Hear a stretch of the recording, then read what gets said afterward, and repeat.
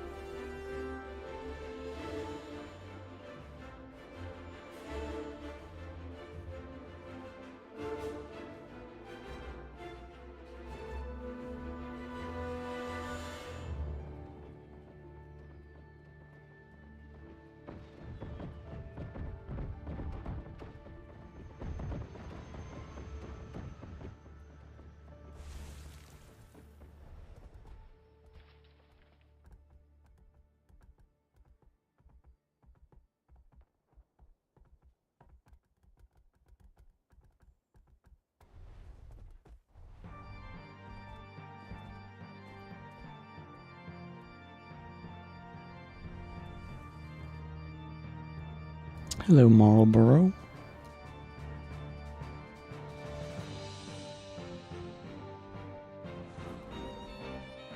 Let me know if there's any technical issues with the stream, because I haven't done this shit in a while.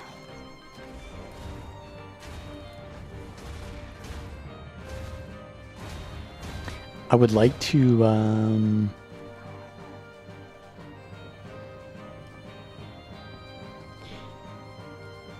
maybe do another video before the expansion, even though there's zero content. Maybe like a roaming commentary. Those are pretty easy to do.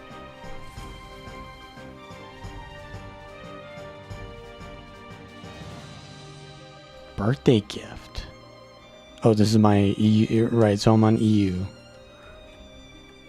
So that's why I have a birthday gift of only the first year. This guy's looking to kill.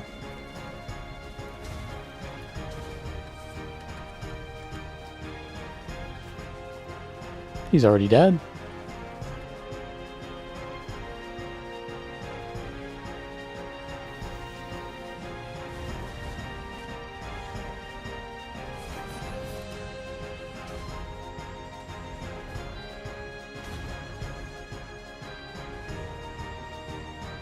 My boys are here, though.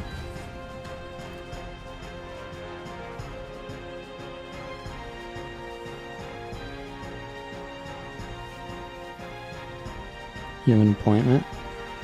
All good.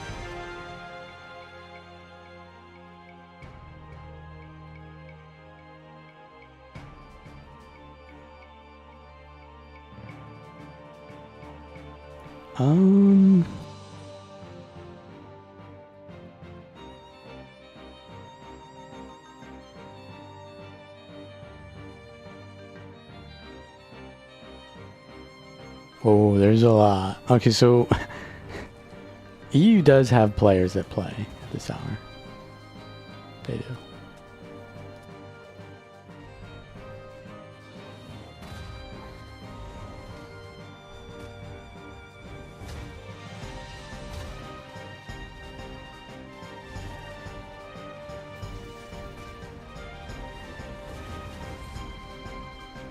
Get that. That's a nice little immobilize.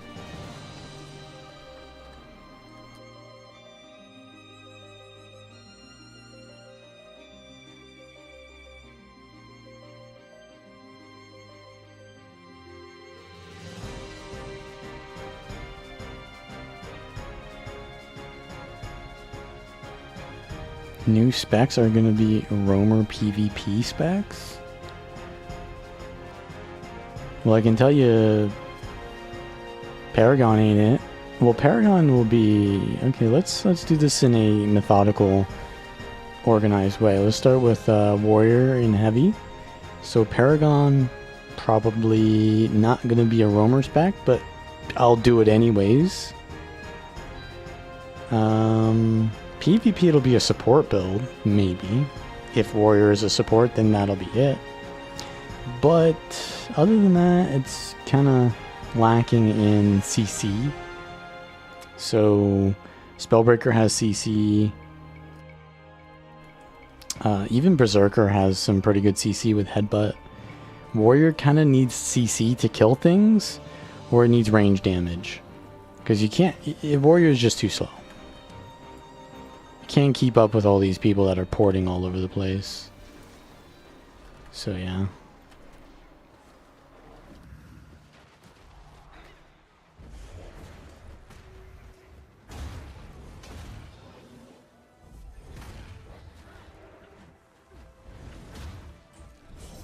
Chill. Does he have invulnerability on him? Let's find out. We gonna get him. I've got stability stomp.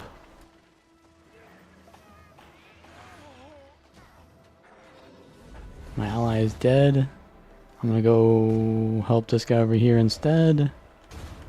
I'm spitting bars. But we need to get really far away in this. Okay, that was like a... The rhyming was off. The timing was off. We're back on the rhymes though, so we're good. We salvaged that.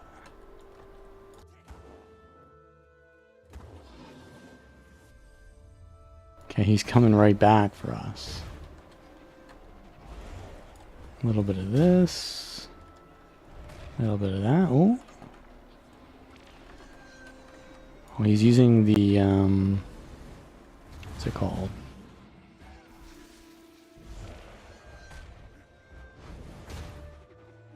The mantra. Dodge that.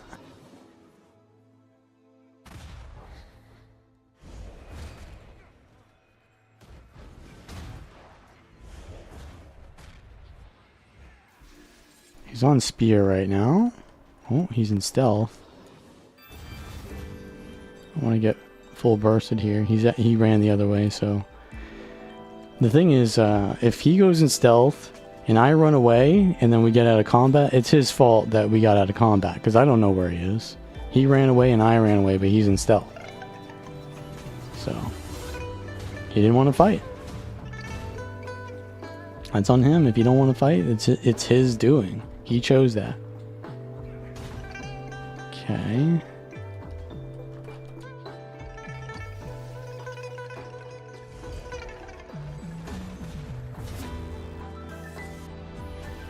Pop. Oh, he's got this thing.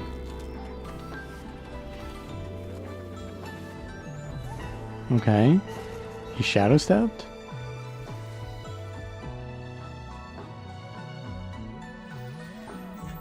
So next class is Guardian. Luminary is definitely going to be good roaming, but it's kind of like a bruiser. It's going to be a little bit slower, but it's one of the better PvP specs, right? He's got steel up.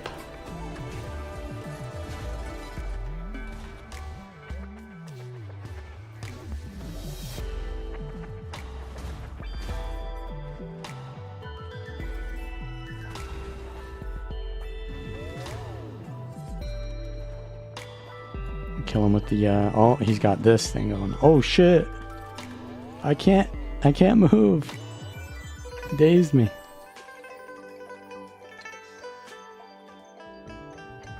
How unbalanced World v World teams are? I think they're pretty balanced. World versus World is supposed to be unbalanced. I think they're pretty balanced in their imbalance.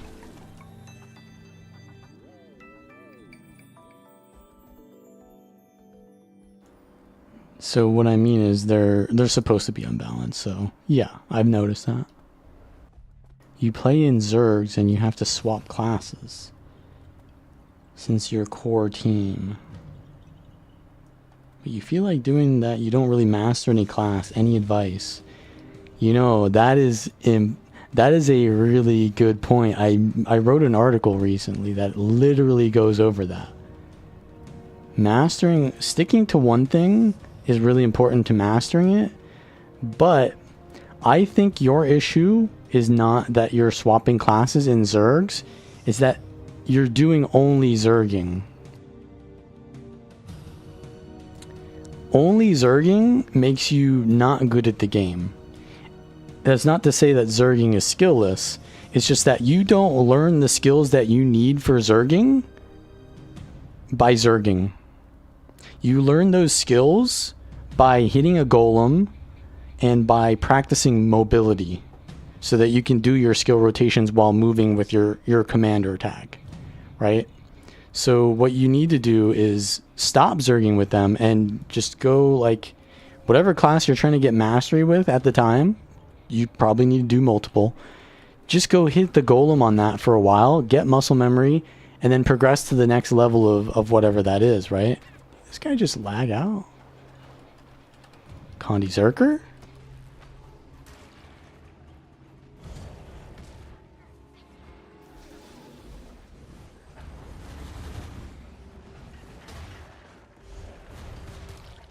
Well, I'm dead. It's really rough for me to play around animations like that with ping. 180 ping.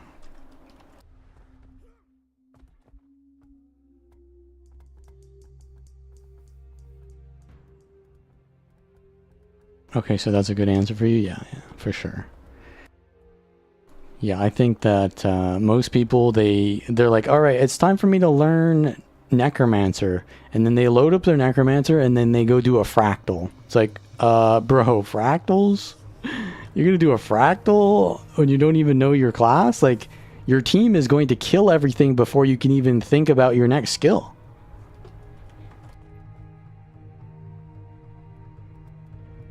You gotta go smaller than fractals are just too easy as well. Like there's no challenge there a lot of the time. So it's like you have to be so good at your class to play fractals that you need to like not even do your rotation. You need to like do something really fast before the mobs die to even contribute, right? Like otherwise you just do nothing and then your team just kills everything.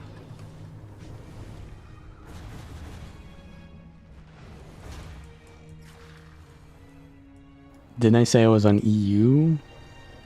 Yes, I'm on EU. But there's no one playing on NA right now. So, I mean, I'd rather play with lower ping, but I'd also rather play.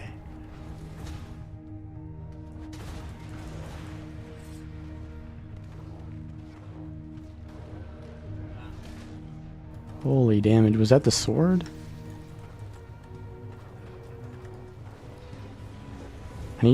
I don't have muscle memory on this build, to be honest. That's what I need.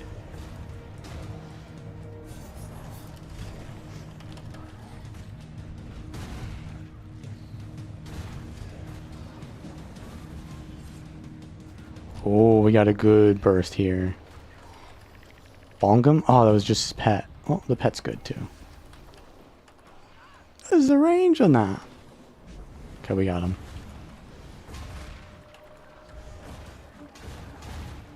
We got him, boys. We don't got him. We don't got him.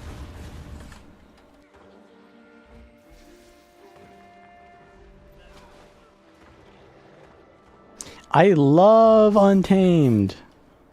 I just love having the pet put 17 conditions on me.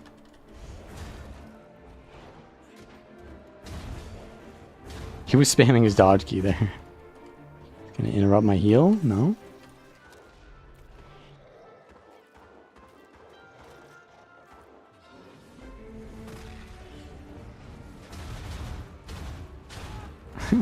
My bad, bro. My bad.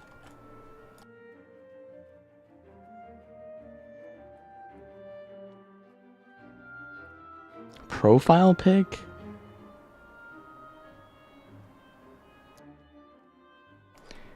Bro, are you stalking people, Bercio? What are you...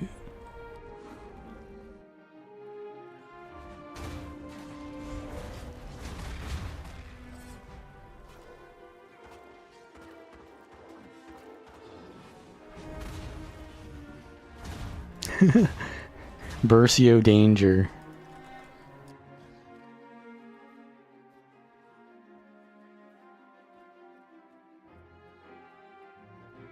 So the earlier question, we'll go to Revenant. So I don't even really know that much about the Revenant spec, so I'm going to just forgo the Revenant for now.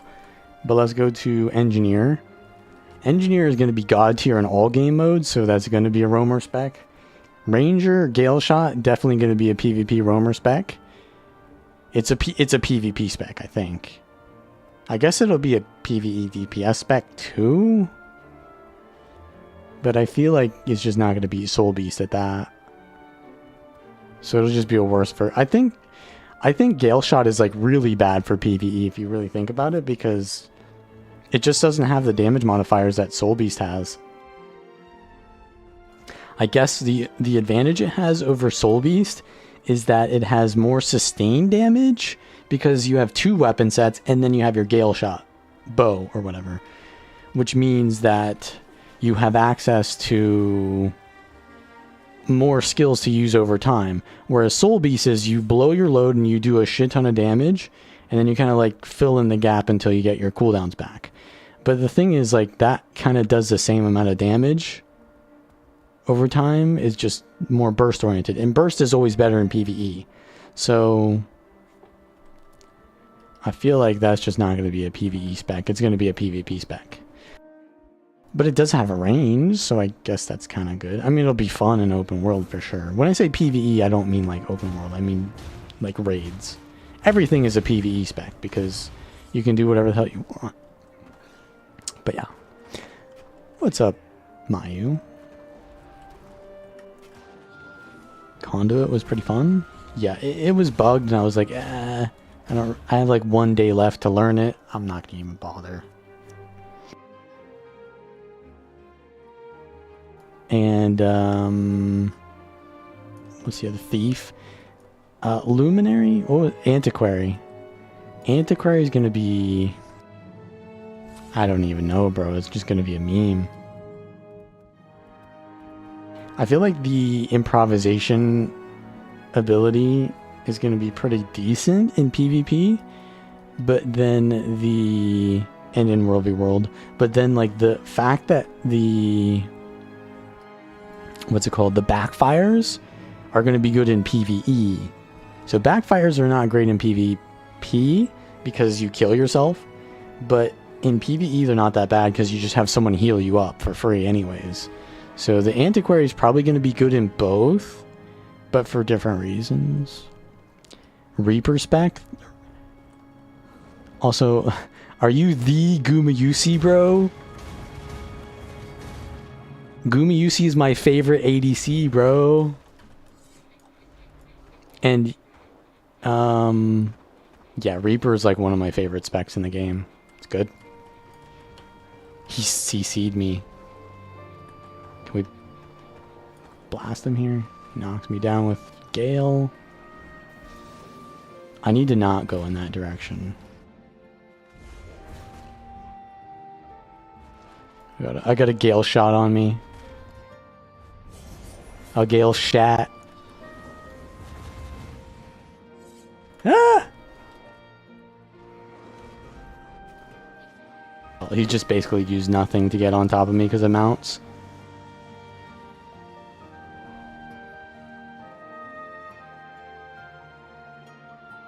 He's your favorite too? Well, he's not my favorite player. He's my favorite ADC.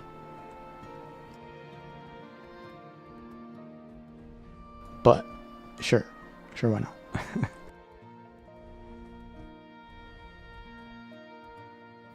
Rat Thief on a Bruiser type build? Yeah, I think you have to run a Bruiser type build on Antiquary because it's just too clunky otherwise. You'll just die to another Thief, or you'll die to being a thief that doesn't have all those other things that the thief has. Like, you know, if you're a daredevil, you've got a lot of mobility, right? A lot of dodges. If you're a Deadeye, you have stealth, you have mobility still. Range.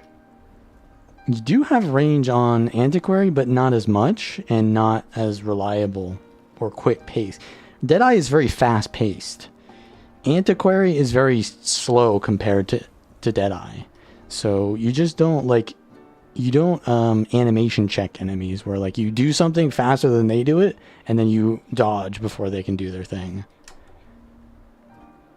Antiquary is not going to be able to do that. So you kind of just need to like have more stats, which Antiquary is good at. But I don't know how they're going to actually do that. They said they're changing things. Diamond Legend.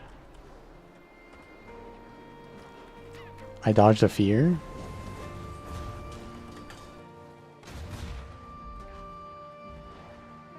I was so delayed.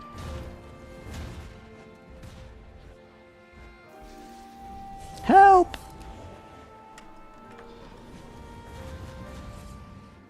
Okay, this core necro's pretty low. Oof. Bro, this fire is killing me.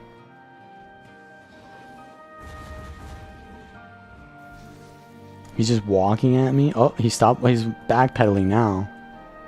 I've got him on the ropes now.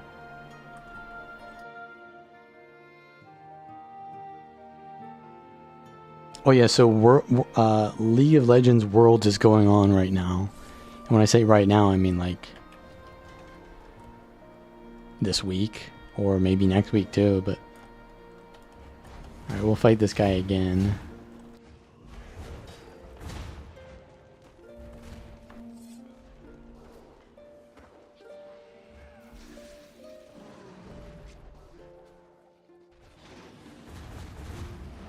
I just have to like get rid of this like perma burning on me.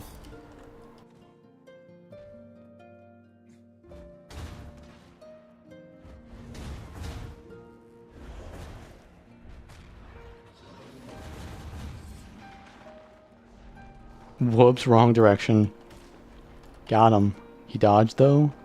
He instantly stun broke, I think. So he's using his stun breaks aggressively, which means we could...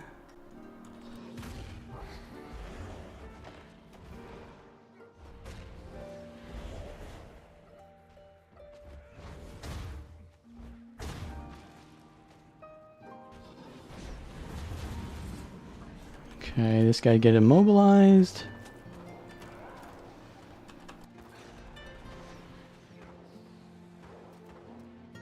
Yeah, the other guy is way better than this guy. Well, he's a Diamond Legend, but that's not why he is better. He's better because he can press his buttons and he's running the right build. And he's playing a good 1v1 build. Hello? Can my attacks hit? Look at this guy. He's just like walking. He has no mobility. Bro's playing like a PvE build.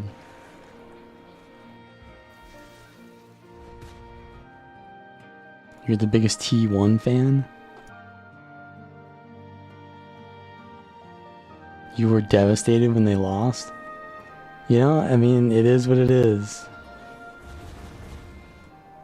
I try not to make my identity around around teams because, like, it is what it is. They're not. They are playing for their livelihoods, but you know, it's just a game at the end of the day. But I do like the content and the stories that revolve around that stuff.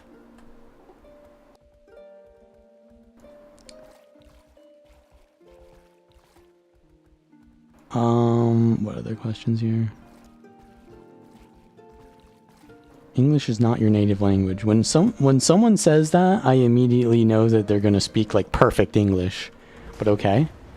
How do you make your character face the camera or / run towards you?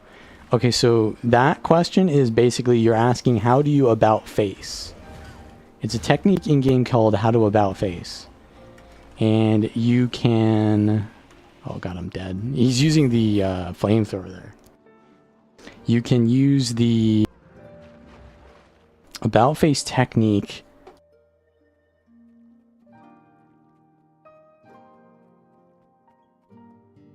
Is that gonna give me the... There it is. Okay, so the link there, it's either movement or targeting. If you go to that video, and then one of those videos is going to tell you the about face technique.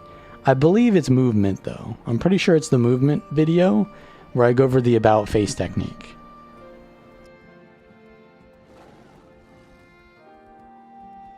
You should just watch the entire video though, because it kind of like all the skills kind of compound on each other.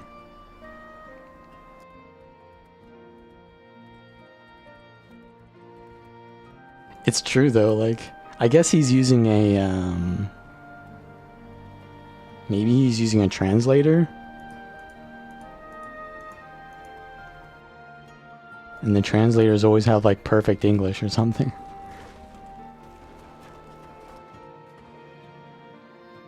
Or maybe they're just too humble. I wish I would be playing the Axzerker, but I can't do that on EU. My lag would just destroy me. BMW changes their owner's subscription fee to use basic stuff in their car? Wait, you need to pay a subscription to use the features that you bought in your car?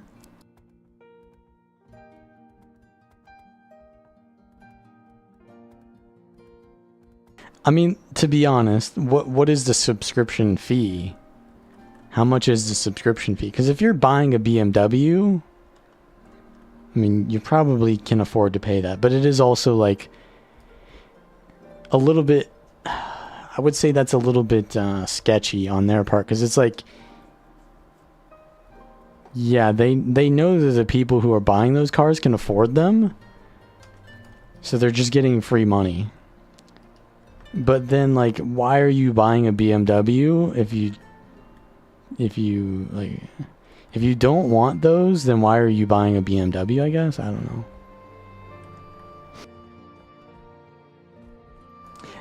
You unlock horsepower? Holy shit. That gets the gamers good. It's like, holy shit, I got an upgrade. All the people who play those racing games, upgrading their car, man, gives them that dopamine, that vertical progression that they need. And then it doesn't really go much further because it's a one-time purchase. But you get it. Jugs.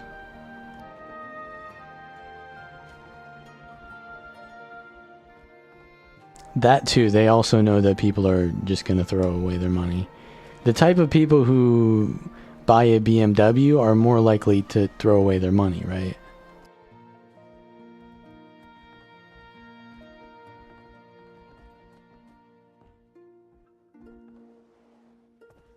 Ooh, slice of life?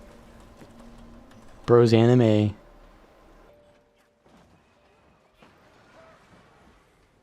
Charged Mists, and he's not playing a Revenant. Delta Squads.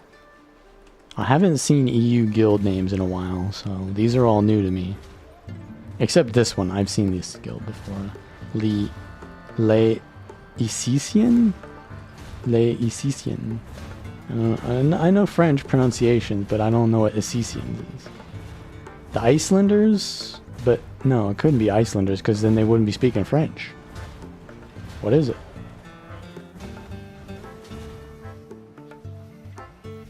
Brotherhood of Blub. I have definitely seen that one before. Or at least thought of it. The idea of that.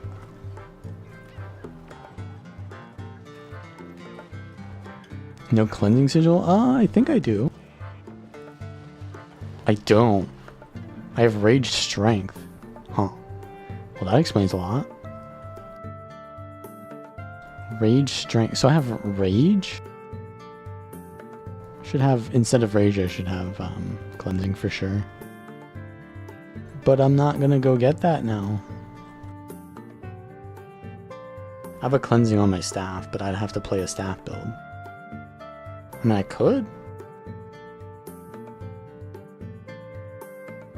Where is my Hydro Sigil, bro?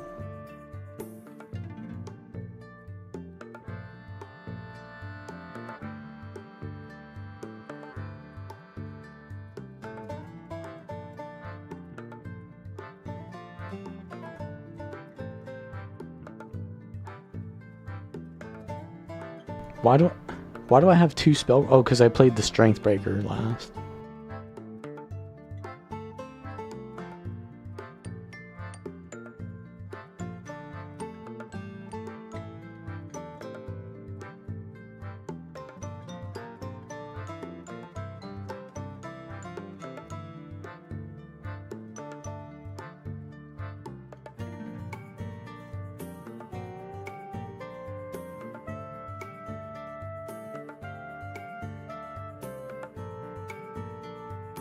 I need Hollowsmith Relic.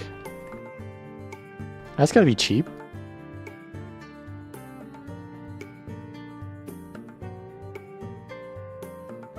Okay, 16 gold. That ain't that cheap.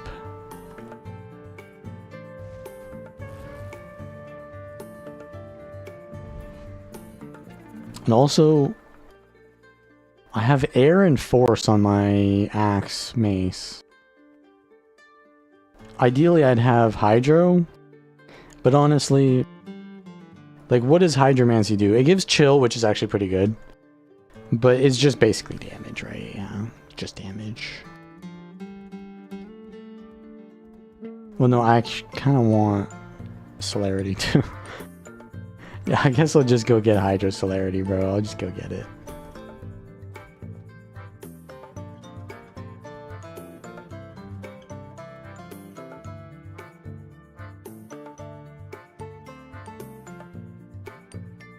I literally cannot use my combos. Damn, bro. They're rinsing me. They're rinsing me, man. 5 gold for celerity? Yeah, we know that that sigil is broken. I made a video on that a long time ago. It was like, celerity sigil is the most broken thing in the game.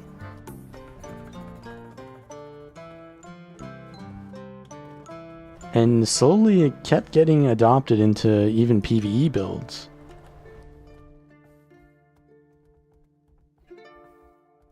They added that sigil, I don't know when, but they added it pretty later on. Maybe like before End of Dragons? Path of Fire?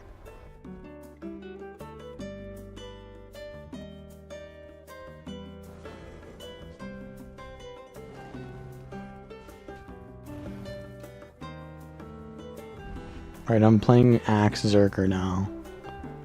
This is the build that I wanted to play, but probably gonna end up poorly. This guy's kind of low. Knockback.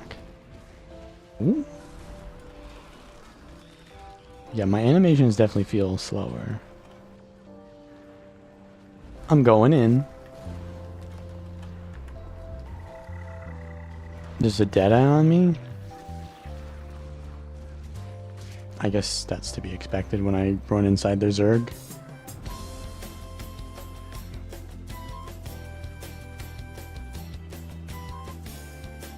The ultimate slice of life song right now. Get these backliners. Oh, you missed the jump. Wait, so I bought the Hydro or the Hollowsmith Relic, but I didn't put it on.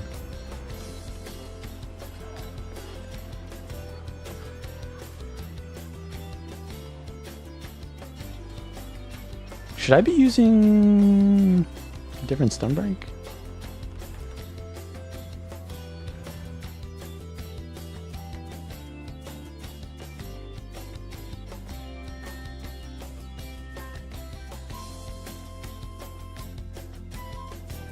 The reason I use Hollowsmith Relic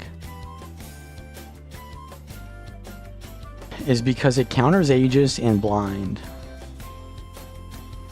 And when you use your headbutt, It's usually when you want to do your burst and you don't want Aegis and Blind messing things up.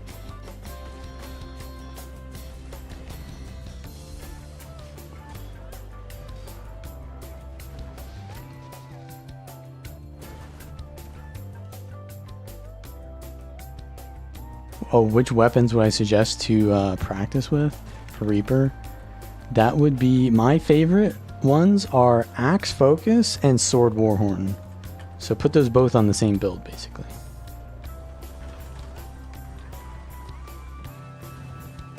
Or just run the guildgen.com build, and that one is gonna have those weapons on it by default.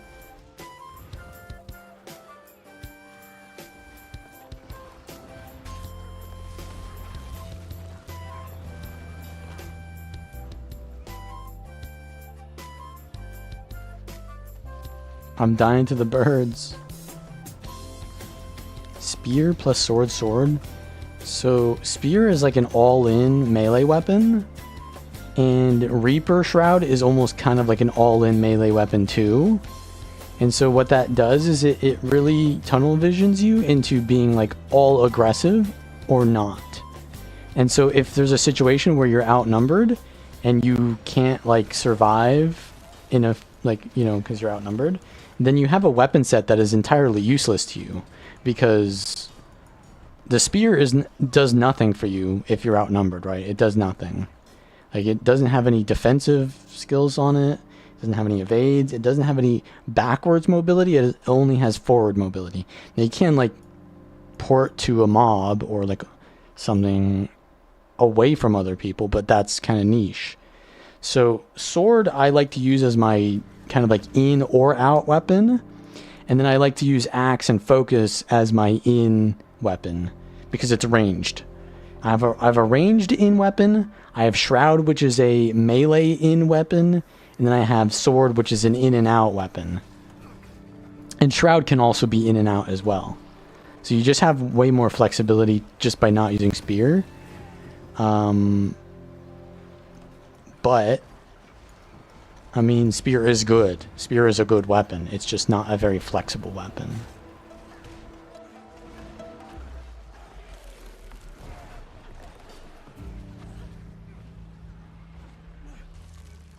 That's kind of like how I think of every Reaper build that I play, because you can play so many different weapon types on Reaper.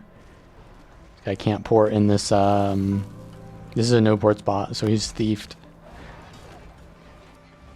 Every thief build can run basically every weapon. Like, all the necro weapons are extremely good, but you kind of need to balance your weapon sets out with the fact that Reaper Shroud is melee. So you need a ranged option always on Reaper. Otherwise, first of all, you need to get your Shroud. Shroud is important as a Reaper. So you need a reliable way to get Shroud. If for whatever reason you lose all of your Shroud and you have to kite, you need to get your Shroud back before you go into Shroud again. And if you go Spear, yeah, you could go in and just use Spear, but like then you just don't have Shroud ready until you use all your Spear skills. It's like, it's kind of risky. It's kind of risky. And Reaper's risky enough, although it's pretty easy to play, it's still risky if you have bad positioning, right? Blinded randomly, and that's why I used a Hollowsmith relic. Jesus, man. I'm triggered.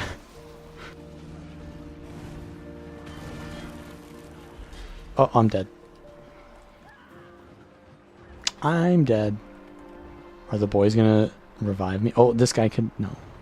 Well, I didn't rally him at least.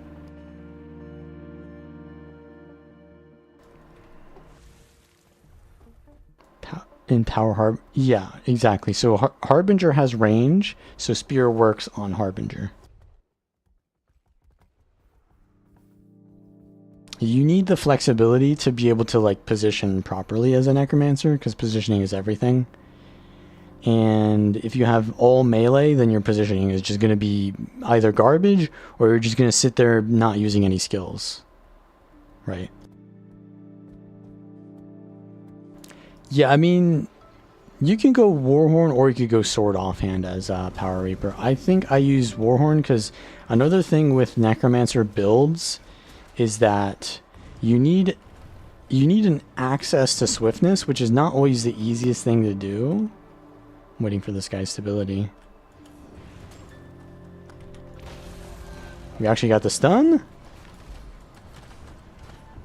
Boom, baby. Feels amazing when they don't have a stun break. But then I just get like blasted by Virtuoso.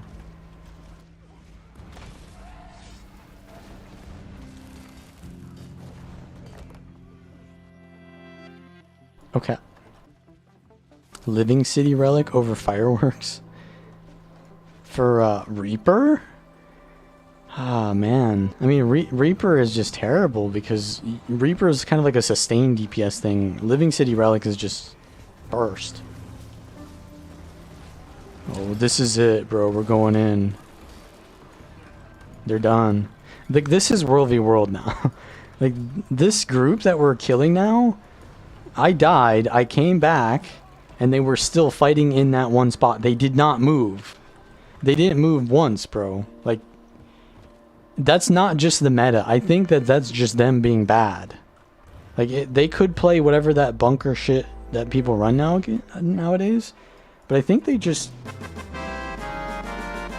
don't learn how to play the game anymore. Thank you, Conager, for the donation of $50. Oh yeah, okay, yeah, the guy with perfect English. Yeah, no problem.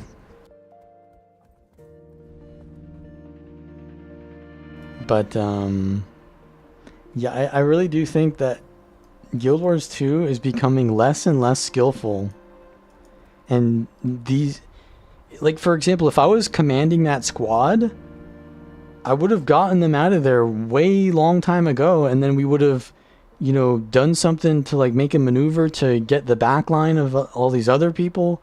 But people just kind of stand there and just like DPS meter farm in World v World now. It's like they don't understand win condition anymore because they look at these like clout chasing montages that get 1,000 views, and they see the DPS meters and then the person who's posting the video is always at the top of the meter because that's the only person who posts that kind of content. But it's like, that's not how you win in World versus World at all, actually. How you win in World versus World is you have a coordinated bomb with Boon Rip attached to it, which secures insane burst on one guy. Then that one guy gets converted from a down into a dead person because the enemy team can't revive it fast enough. Either you CC or you just poison or, you know, do enough. And then you repeat that again. Oh shit. We found a Zerg, bro. But like the way you win is by doing that like insane burst and then you repeat. You don't just sit there and do sustained damage because minstrels can heal more than you can do damage. And that's mostly because they can reduce your damage with minstrels. Not just because you're not doing any damage and then they're healing more than you're doing damage. They're just reducing your damage by being minstrels. So it's like,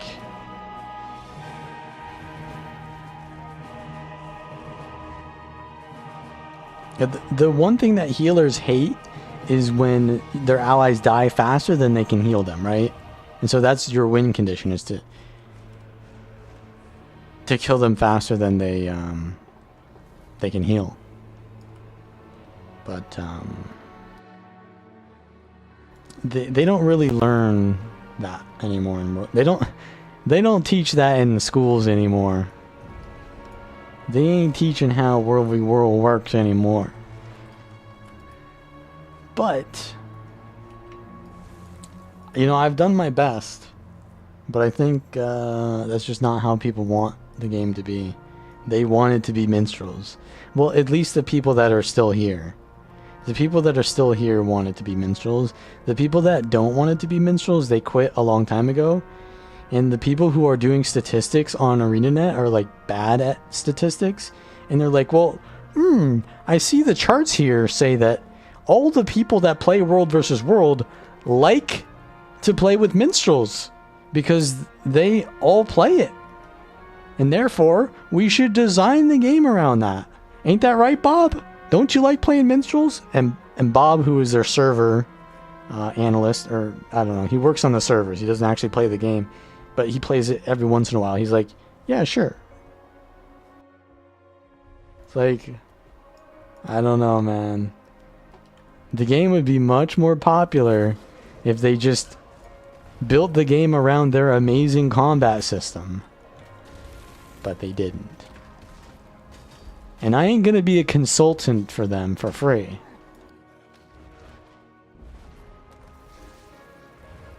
They can figure it out. Or they may not.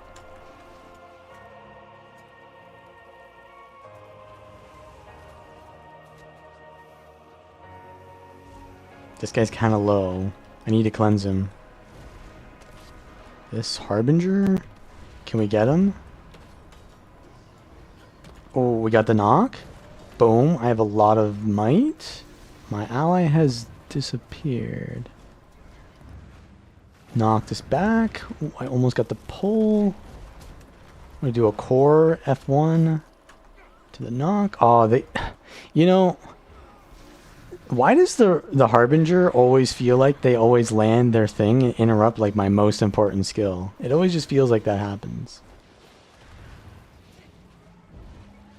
Like if my headbutt landed there, that would have been insane. But he interrupts it. Boy, this is gonna hurt.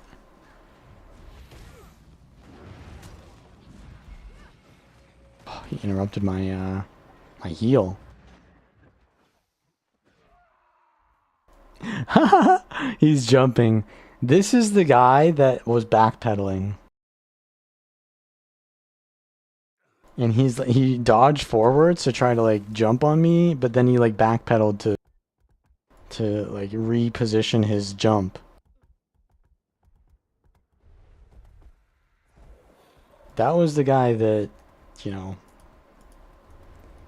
he must have got mad that I killed him while he was trying to walk at the slowest pace possible away from me. I guess he got mad during that. I mean, like, is that a zoomer thing? I don't know. Back in my day, we didn't get mad at being bad, but we got mad at people who were good. I guess that is what this case is. We got mad because we wanted to be better. But that guy don't look like he's trying to get better.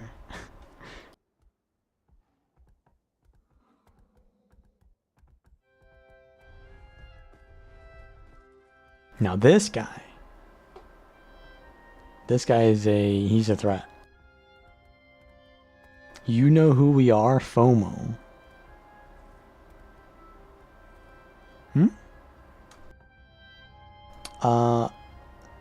Has anyone told you you look exactly like the character Will Scarlett O'Hara in the movie Men in Tights? Gonna be honest, no. No one has ever said that. Do I even have my camera on? I don't know, do I look like him?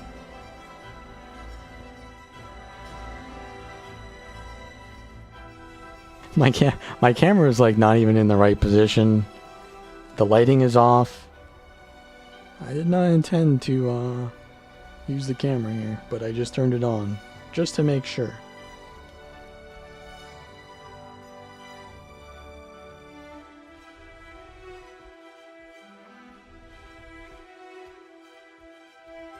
Should we go back in? 50-man boonballing is pretty fun, ...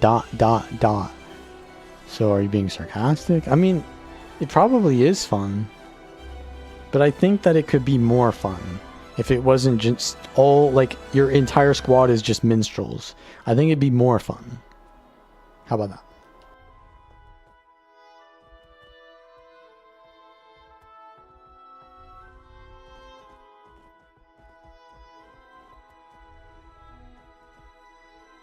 And it would also be more appealing to people that like other different things if it was not just that as well. I think it would attract more people to the game if it wasn't that. For some people it is fun, but I think for a lot of people it isn't.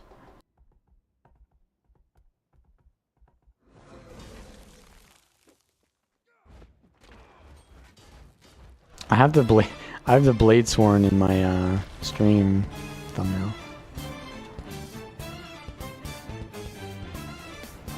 But we're playing Berserker.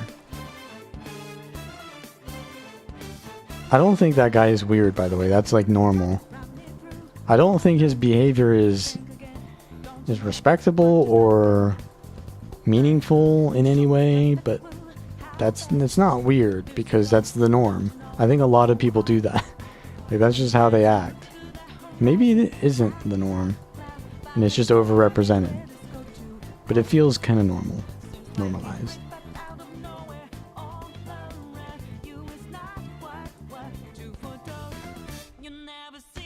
Oh, the guy bleeding you? Yeah. I feel like people like to vent out their frustration because they, you know... That's why people play video games. They, you know, they do it to escape from the real life problems.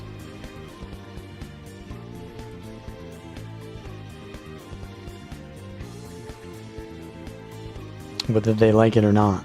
I actually made a poll a couple of years ago, and in that poll I had a bunch of different options of why you play video games. It was like, I like challenging myself, I like passing the time, I like, you know, all these other different options. And obviously the highest picked option was to pass time, right?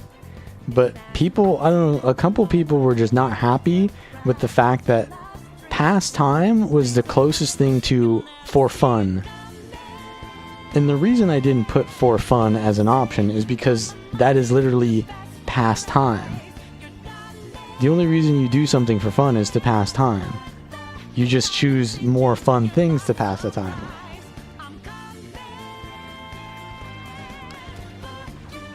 But there's like that kind of like, I would guess, insecurity that people are wasting time. You know? When you say it, when you word it like that, they get kind of insecure that they're wasting time. So a couple people were like kind of trying to justify or be like mad at me that I didn't put for fun. It's like, well, yeah, that's exactly the type of person that we're thinking about here.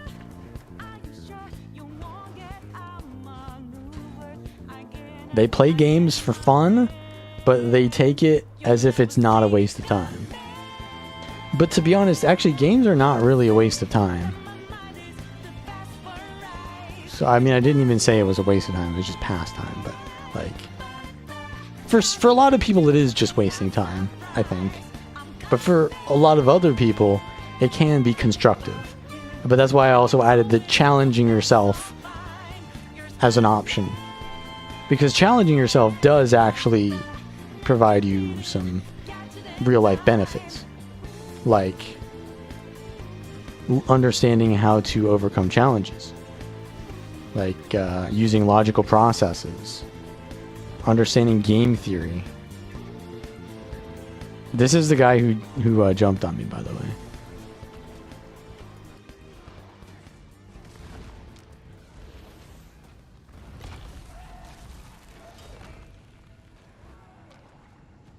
Okay, he uses heal skill.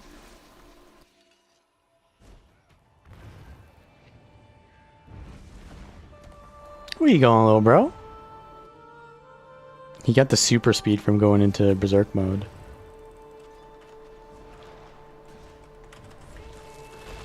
Of course, the blind from the ranger's pet at the right moment. You do love to see it. That dude just did insane what was that damage? Lightning strike, long range shot. Oh, so it was just an auto. I thought it was the 3 skill. I thought the 3 skill did no damage, but then it is the auto attack that hit me.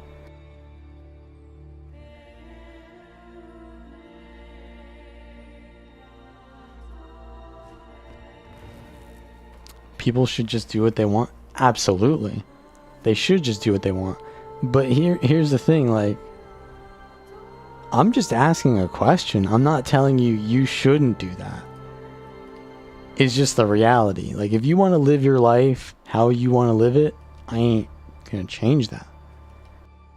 But if you want to get to somewhere, then there are better ways to do that. If you want to improve at the game, I know how to do that. And that's not by running around BMing people and outnumbering them all the time.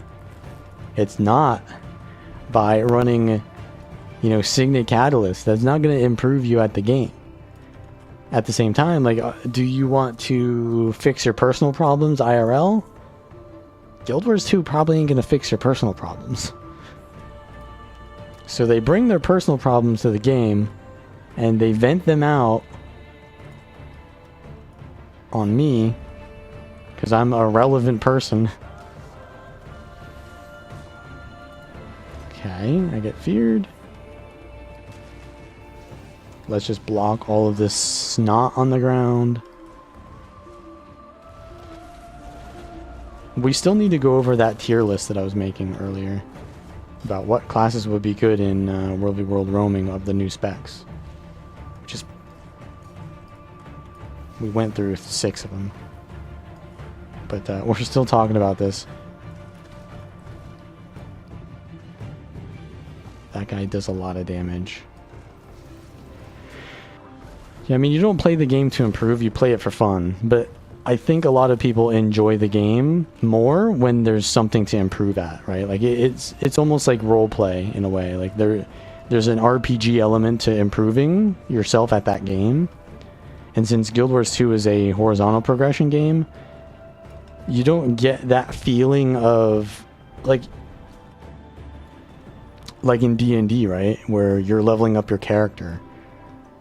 You get that feeling of leveling up your character, and it's a rewarding feeling. But if you play, you know, Guild Wars 2, you don't really get that often. So I think a lot of people do like to improve at the game because that gives them the RPG kind of feel to it. There's a Spectre healing a core necro. That sounds like fun. I'm just gonna walk away from that guy. But yeah, I think having fun in game can often be about improving. And that's why people like to use DPS meters, because they think that using a DPS meter helps them improve. But they don't actually know how to improve. They just think that that improves them.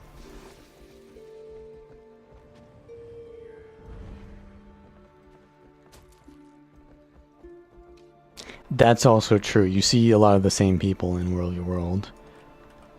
You see that one guy like a million times because he's roaming 24/7. You see that same Minstrel's Tempest roaming on Maguma. So you think that everyone on Maguma plays Minstrel Tempest, but it's really just that one guy every single time. And you know, because he's Diamond Legend. Man, those guards are brutal. People well, so enjoying winning and enjoying improving are completely different topics. And I just wrote a guide, or I wrote an article like this topic. The reason why I'm talking about it is because I wrote an article, because I wrote a bunch of guides for this game about how to improve at the specific things. But I realized that a lot of people have they don't know how to improve, right? And so it's more general things like how to practice, how to limit test and stuff like that. And that's not like a Guild Wars 2 specific thing. So I wrote an article that is going to basically kind of go over that. And so that's why I'm talking about this right now, because it's fresh in my mind. Like, people want to improve at the game, but they don't want to put in the work to improve. Or rather, they think they want to improve, but really they just want to win, right? Because winning is fun. Winning is fun, but then it's like, well, what do I have to do to win? you need to get good. But then it's like, well, I don't want to do that because then I have to go sit on a golem for a couple hours and practice. And then it's like, okay, I guess I'll just play Pistol Deadeye so that I can, or just, you know, Permastealth Deadeye or Signet Catalyst so that I can have fun without putting in any work. That's also a viable option too. Like, you can just play those broken ass builds, but here's the thing. If ArenaNet allows those builds to exist, and that's how everyone likes to play, then everyone will just play those builds, basically, right? But not everyone likes to play those builds. I think that's testament to the fact that not everyone likes to play those builds. Although there is quite a lot of them. There are quite a lot of those people. Do a video on how to improve. So the thing is, I was going to do a video, but I decided to do an article instead, because I think that the article is going to... It's going to be more fun for me to write than video edit it. Because video editing is like a lot of work. And scripting for me is not a lot of work, because I'm just a natural writer, you know? But like, I can script the video, but then editing it is like it's kind of annoying for me. Oh, and here's the thief. This thief has steel off cooldown. Oh, he's running pistol. I did hit him here.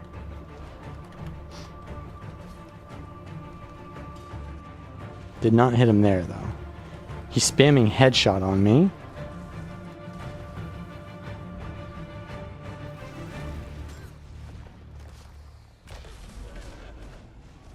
Let's get the immobilize on him. He's spamming headshot. Knocked him down. I have cripple on me. Or, what is it called? Weakness. This is just a healer scrapper, bro. It's a heal scrapper. Bro is roaming with the heal scrapper. Come on, man. I need to kill this thing. Okay, he's just gonna get res now. Can I kill the heal scrapper? Like... This is like the most beta gameplay ever, bro.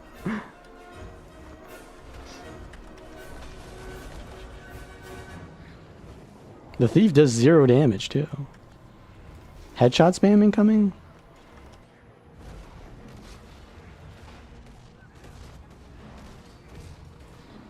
Oh, look at that damage, though. He's like, he's getting perma healed, too. It's like, what is this guy doing, man? He just spammed headshot on me.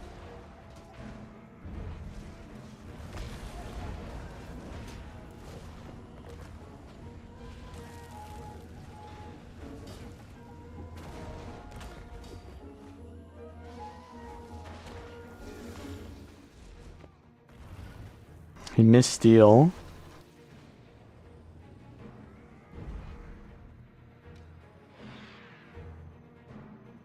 I know you are not emoting.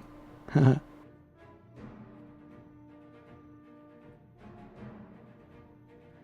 it looked like the thief was sitting down, like, or like spamming slash sleep. Like, why is this guy playing such a tanky build? Like, why is he so tanky, man? He just never dies. Like, why do people play these builds that never die?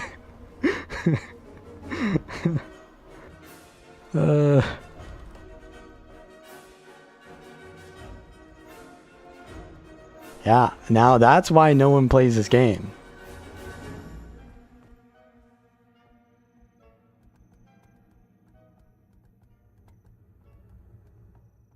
One-on-one coaching. See, that's why I think would not do well, because I think people don't actually care about coaching. They think they do, but they really don't. They don't want to improve and put in effort. They just want, like, people to... They want to be, like, backseated and, like... The reality is, like, I actually did do coaching before. I coached this one guy who, I'll be completely confidential about everything that we did. But this one guy, we did one session, and then we just never did another session because essentially I taught him how to learn. And so he didn't need me anymore. He didn't need me anymore after that first coaching session because, like, I just taught him how to learn. And so he could teach himself from then on.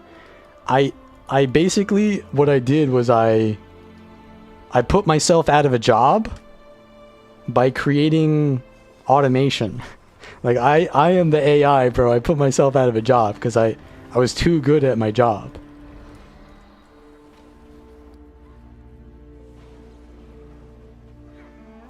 Signet Cata?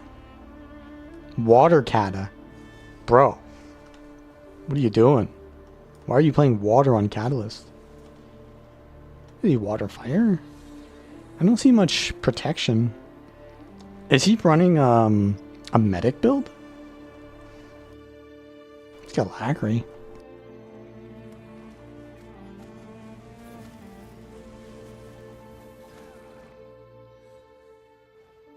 Yeah, I mean, I would say I'm a good teacher. I would say being a good teacher means you, one, know the subject material in and out. I played Guild Wars a long time. I know how to get good. Two, you are good at communication. I studied English. I'm good at communication. And three, you have good perspective or empathetic. You're empathetic to the perspective of those who are not skilled. And you can understand the process of something while also knowing that thing in and out. So for example, I might know how this specific formula works. I know how to use this specific formula in mathematics or whatever. But to use the formula, you have to derive the formula to understand where all the different parts go into it, right? And so you need to know the formula, but you also need to know, like, for someone who has no knowledge on that formula, where to even start learning that formula. And I think that's the other thing you need. You need to be able to, like, get at the level and make something that's complex simple, and then level it up to something that is complex. I'm not a good capitalist.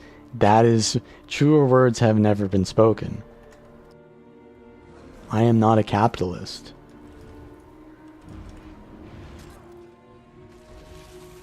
I am a stoic.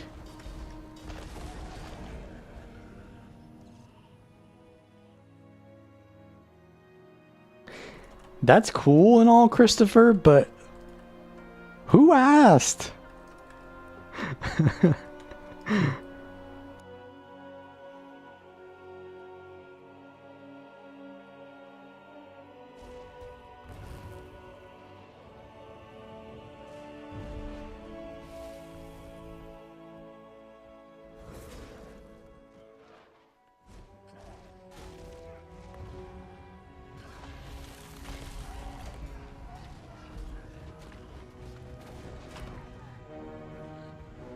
Onyx Vanguard, I've seen that guild before. Also consider, do consider joining as a member to support me. $1 a month is the lowest you need to pay. I'd rather have more members than I'd rather have, like, higher paying members. Like, if I had one high paying member for 100, I'd rather have 50 $1 members than one $100 one. I'd be making more money, but I'd have less members.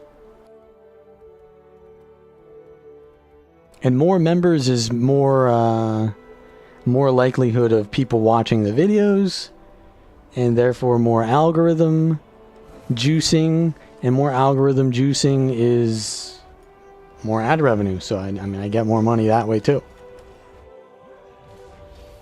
So by all means, support me how you wish. But I appreciate it.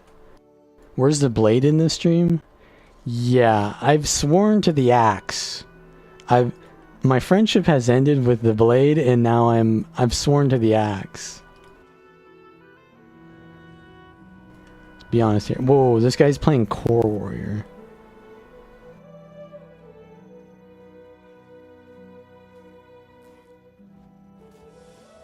He's got stability. I yoinked it. Wait, let me get on in this action. He's axe.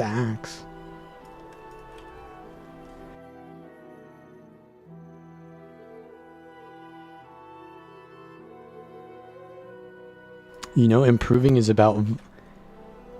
always about volume of reps. What do those reps look like? Is it spamming PvP and practicing on Golem? Yeah, so it's about we're going for the analogy of lifting weights here by saying volume of reps. So what it is it's starting out. You want to do I don't know, diamond push-ups. But you can't even do a single push-up. So how do you start? Right? You start out doing elevated push-ups, right? Elevated push-ups are super easy to do. You can do those. Just get your muscle working. Do those until those are no longer difficult. And then you do normal push-ups. And then you do like declined push-ups. And then you do diamond push-ups, right? Until those are no longer difficult to do anymore. And then, I don't know, you do something else that's harder than that. You keep progressively doing something harder as you get comfortable at the more basic or fundamental level. So in Guild Wars 2, that's the Golem. If you do the Golem first, that's the very basic level. And so once you're able to do all of your rotations on the Golem, then you move it up to open world PvE. Then you move over to soloing like maybe a dungeon. Something kind of easy that still requires you to, you know, press your buttons defensively a little bit. Then you move over to like team play. Then you move over to like the pinnacle of Guild Wars 2, which is world versus world, where everything is unfair and you will get your shit wrecked, even if you're playing properly. So like, I mean, world versus world is kind of unskillful in a lot of ways, but it's also like the limit to test. If you're going to test the limit, it's probably in world v world. Boom. Okay, there's a distort. Just because you can like do more crazy shit in world v world. There are higher highs, lower lows. But yeah, PvP match is somewhere in there, like after open world PvE. Probably duels before you do the PvP match. You want to duel before you go into the match because you got to play with your team. I hit the clone there so that I can get adrenaline. I've got unblockable. Dodge his thing. He put all of his confusion on me.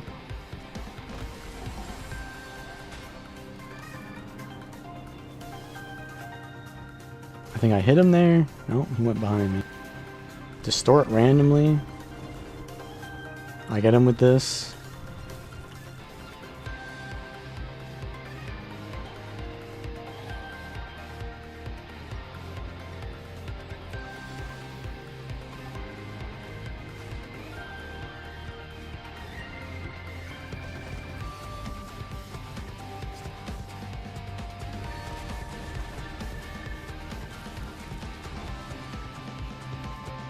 I didn't hit him because he moved.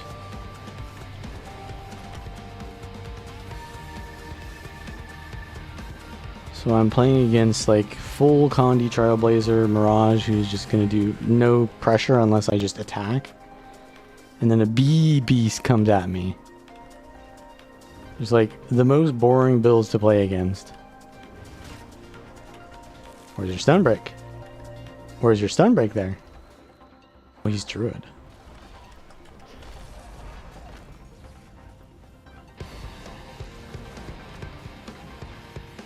Yeah, so like the most boring builds ever. Even more boring than Bee Beast. This shit will never die. Let's see if I can bait some dodges out. I walk behind him, maybe he dodged. There it is. Got the knock. Nice! The delayed hit. He's still there. I'm hitting him. Bro's going to run now. There's a dodge. I got the stun. It got blinded?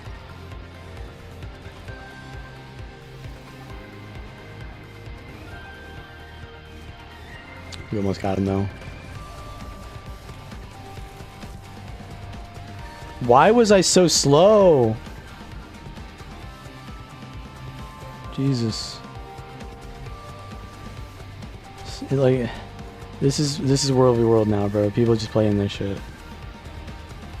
Which, to be fair, it's a build, you know, that you can play. Like, come on, man. Can we play for a win condition here instead of just survival?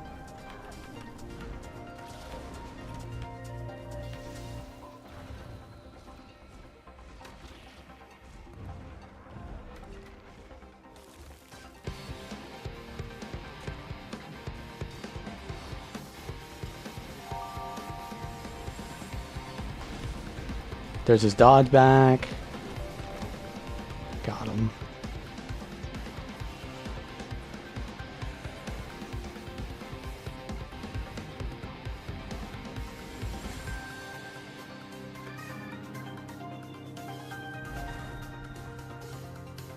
My option was fight a Condi Druid, which, like, it's impossible to die on a Condi Druid, to be honest. Or the Condi Mirage, which is almost impossible to die on 1v1 as well. It's like, that's what people play nowadays. I mean, they always played those builds, but, like, that's it now. It's only what they play.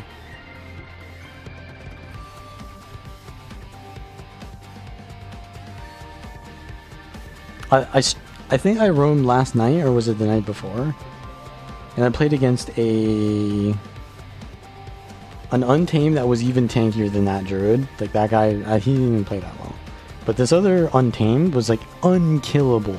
He was a power hammer, mace, Untamed, with, like, biorhythm and perma protection and boons. He was, like, unkillable. But I killed him after 10 minutes. Like, I was playing this build exactly, because this build is, like, so godlike at roaming right now, because it's the only build with mobility, but also enough damage to actually get kills on these bunker builds. And so I really enjoy playing this build, because it's fun, it's effective, and it can survive outnumbered. But, like, even that build, like, took fucking 10 minutes to kill him. So, like, imagine if I didn't play this build. What build would I be playing? Like, I'd be playing that Mirage build? And then it just takes, like, even longer to get a kill? Like, I don't know, man. Actually, I have fought a Mirage on that Condi Druid build. And the Druid obviously wins, because Ranger counters Mesmer in general. But, like, it just took forever. It took forever, bro. It took longer than 10 minutes. You just walk away. Well, the thing is, you walk away, and then you see another fight, and then you walk away from that, and then you log out. Like, what are your options? To be honest, though, like, I wouldn't mind fighting this Mirage again. He did have some good burst, but the thing is, something was wrong. I wasn't getting his rotations correctly or something, and I was just missing all of my damage. I wasn't, like, effectively playing around his build. I was trying to survive more so, to be honest. But this core Ellie is wrecking him. Mesmer counters Ellie, though. So how's that going? Oh, but he's Signet Ellie. So he's like budget Signet Kata. Is that what this is? If the fight is taking forever, then your build is also the problem? Well, no, not necessarily. I mean, there are literally unkillable builds that even the most aggressive builds cannot kill. But it's more so the playstyle, I think. I think it's the playstyle more so than the build. Because, like, for example, me and Jen will 1v1 on, like, bunker, Selly, Harbinger builds. And the fights will end because we both play to kill. We play to a win condition, right? I let him hit... Why did I let him hit me? That does so much damage. Jesus. Why does Jade Winds do so much damage? Like, what the... I was like, I'm gonna tank this Jade Wind so I can just stun break it. But, like, that did so much damage.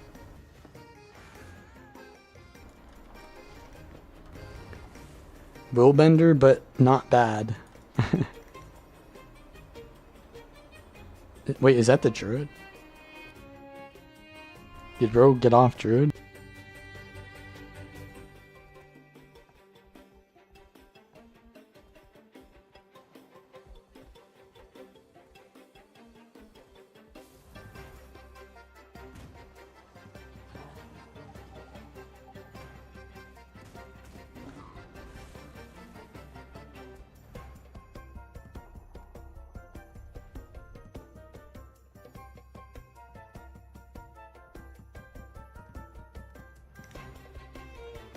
My own stare emote.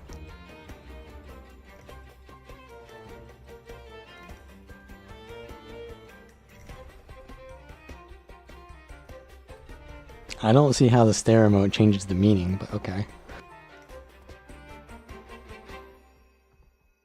Tower hugging or running until teammates show up and then they'll BM? I mean, running until their teammates show up is a fair strategy. I do that all the time. But I do that when I'm outnumbered usually. A lot of people do it when they are outnumbering as well. Uh-oh. Scrapper? It's Bloodlust. Willbender. Okay, we got some gamers here. But see, like, people who... Oh my god, dude. I went the wrong way. People who play these, like, aggressive builds, they run in groups, right? They don't run solo. So, I mean, that's just how it works. Anyone who plays solo is probably running, like, Omega tank build. But the reality is that those Omega tank builds are not even really good when you're outnumbered. Because you just get run over. The mobility is what's good when you're outnumbered. Because it allows you to manipulate the situation to be favorable. Whereas the Omega tank builds just hope that you can out-stat check them. And that the situation is by default favorable for you. But I guess that's asking a lot out of people.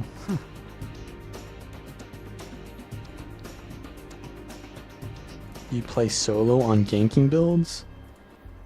Yeah, I mean, some people do, for sure. And ganking as a solo player is also completely viable too. Like, not just going for 1v1s only, but like trying to create or find situations to like catch people off. That's completely viable too. But like, like as a streamer, I need to find content because that is what's fun, is the content for people to watch.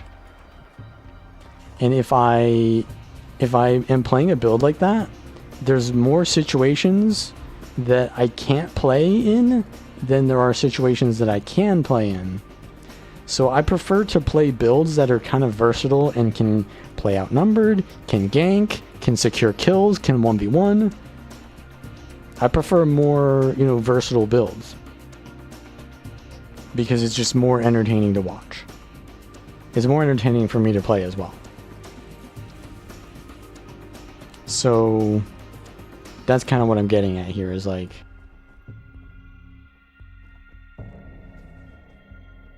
I'm the main character. That's basically what I'm trying to say.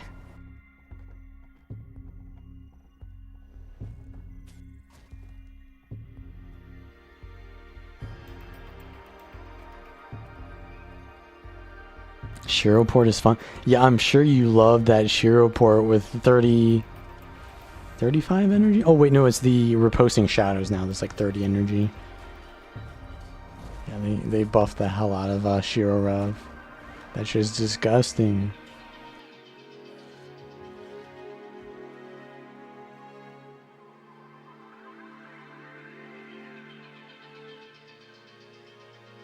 I mean, Power Herald is honestly one of the worst 1v1 builds, so fair. This won't hurt much.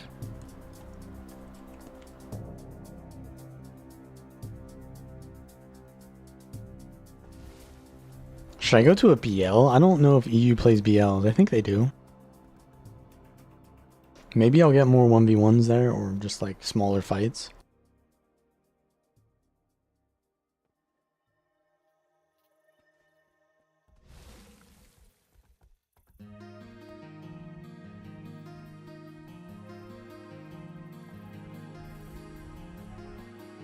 But my NA account, we're against Maguma. So there's no one on the BLs. They're just 80-man queuing EBG, 0 people on any other map.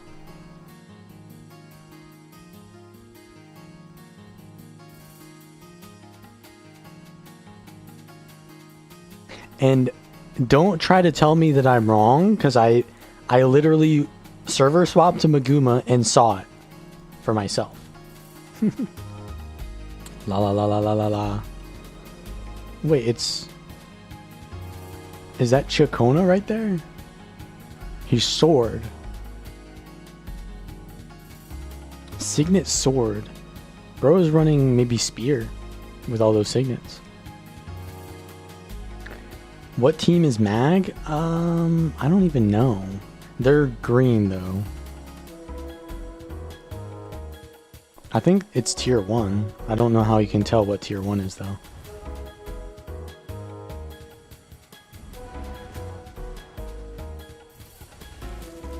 Should I go back to Bladesworn? Should I swear back to the blade? Shall I denounce the axe?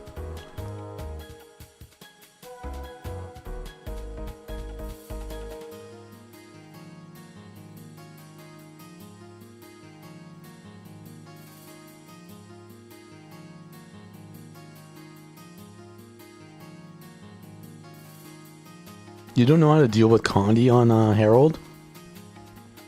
Well, they recently changed... Not recently, to be honest. Maybe like a year or 2 ago. They changed the F2 as a Herald to cleanse Condis. Oh, these guys went to the BL now? They have a heal. I think that guy was a healer too, but I wasn't sure. But yeah, they have a heal firebrand. I don't wanna fight a fucking duo with a healer, bro. That's nasty. What thief build can do that? 1vx while still being tanky enough? Oh, so like a versatile thief build? Well, to be honest, your normal thief builds are kind of good at that.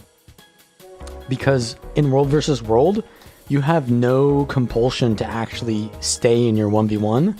So you just fight the 1v1 and then you just keep going out of combat like a little rat. And then you eventually win. Like if you're losing the 1v1, reset. And then just ignore the fact that you technically lost that 1v1. Reset and then just try again and keep doing that until you win.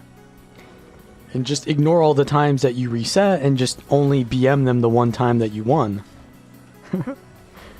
That's how you do it, right, guys? From my experience, that's what I see how thieves play, right?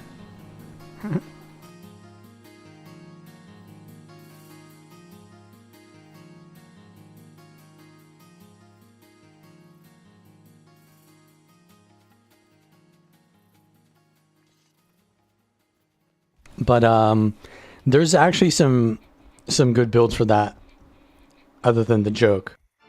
So there's a Celestial Spear Daredevil, which is like a hybrid Condi and power build that has a lot of lifesteal. And that build, I made a video on the build a while ago, but it was probably one of the most fun builds I played as a thief because it had that versatility. It had the survivability, it had the mobility, and it was good in 1v1s. So yeah, check out the Spear Selly Daredevil build if you want that.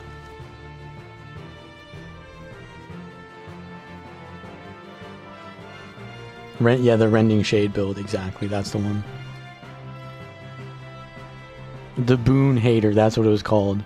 Where's this guy going? Oh, there's swords here. Oh yeah, yeah, the Boon Rips for sure. Eternal beef against Mag?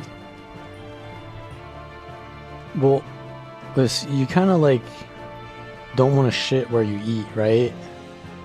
But Mag kind of only eats in SMC, and they also only shit there. So, okay, but the reality is, the Megumans are just like the typical,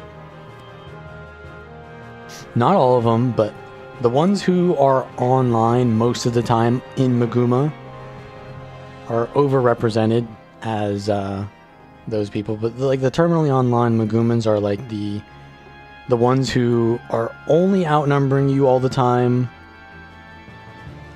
They BM. They play dirty tactics. And they generally are not great in fair fights, which is like basically every world versus world roamer, but they're like the most concentrated version of it. Like they're the best version of that. Like they are the most BM. They are the best at ganking you, outnumbering you. They're the best at being overly bad when they actually get caught in a fair fight. Okay, maybe not that one, but like I've seen it a lot of times. Like they just run builds that have 0 sustain because they're so used to just like ganking you 5v1, and so they just instantly die in a fair fight. But the thing is, they don't take fair fights, so it's like they have that going for them, which is not like the worst thing ever. Like that's just kind of normal, but they're just like the more concentrated version. But on top of that, I think is like the constant trauma that people have of being spawn camped. Meguma likes to spawn camp, which I would say is kind of fair play, but also they go out of their way to do something that doesn't even benefit them, because it actually benefits you more to not spawn camp, because when you spawn camp, people just stop playing and then you have no content. But the Megumans don't really, I guess they don't have like the premonition to like understand how that works. They can only think, me see kill, me go for kill. So they just like spawn camp. And so people don't like that. And they only play on EBG and no other server or no other map. So it's more likely that they're going to be able to spawn camp you, because they're going to have more numbers on that map all the time. So they can just be the best version of themselves all the time and never be the worst version of themselves, which is when they're not outnumbering you. So it's like they're either completely there and like outnumbering the hell out of you, or they're never there because they only play on EBG, and then they spawn camp you on EBG because they have more numbers, they take all of your shit, and then you just stop playing. You go to another map, and it's like, where'd they go? They're spawn camping us, but where are they on the other map? So that's the lore.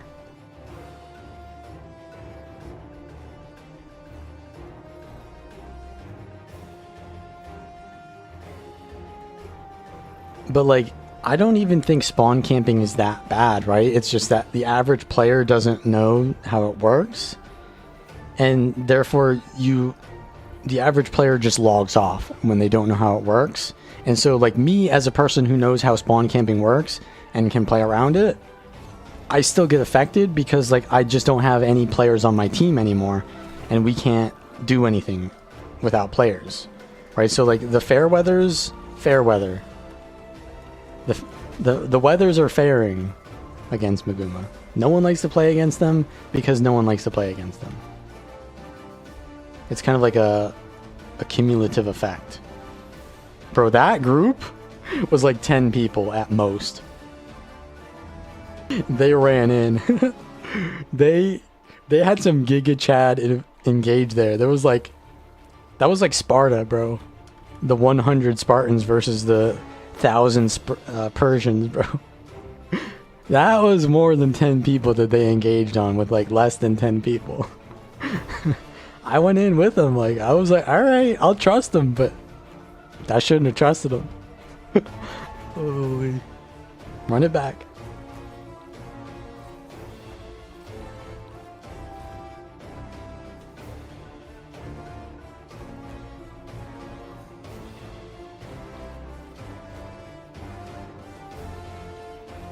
Oh, so there's also a build that is not good, like, it's not good at, it's not a versatile build, but there is a build sort of like what you're saying. It's a Deadeye build, and you take Deadly Arts, and you take this trait here in Deadeye. Whatever that one is, the one that gives you the cantrips, give you extra stolen skills and like more damage on your stolen skills. And then all you do is just spam steal with mercy and then just keep using stolen skills with improvisation, giving you more stolen skills. And the stolen skills will trigger sigils because the stolen skills can crit. And they do a decent amount of damage, like maybe 1 to 2k. And they also trigger sigils, which can do like 500 to 1,000 each as well. So you have like an air sigil and a blood sigil on whatever weapon you use to like kite with, maybe a short bow or maybe a spear. And you just keep spamming the stolen skills, which have basically no animation. And so you're triggering the sigils nonstop. It is the most cancerous build ever. And I think I'm going to try it out soon. The Mage Deadeye. Some guy was playing a version of that as like a Selly Condi build where he would trigger Tormenting Sigil and like, I guess, was it Bleeding? So it was even worse. But I think they nerfed Permastealth Deadeye, so you can't really do that as well.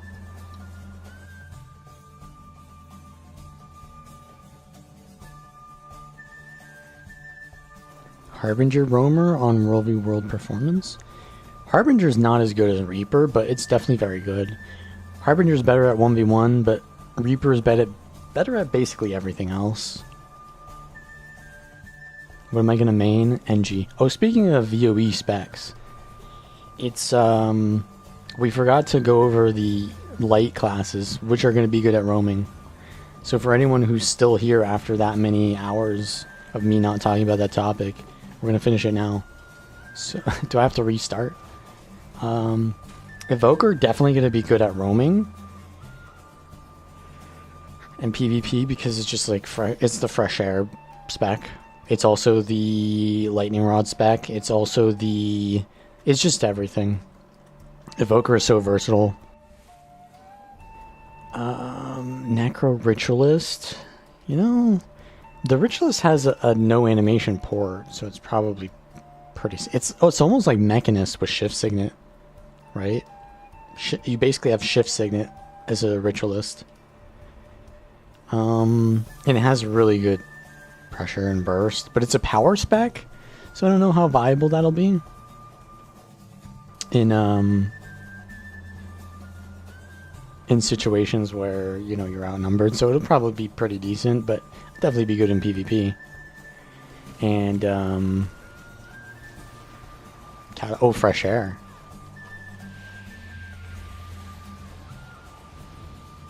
Okay, fresh air. When does he run out of this stability? I think he's out now. He's still knocked down. Nah, bro. I just PvE rotation the PvE rotationers.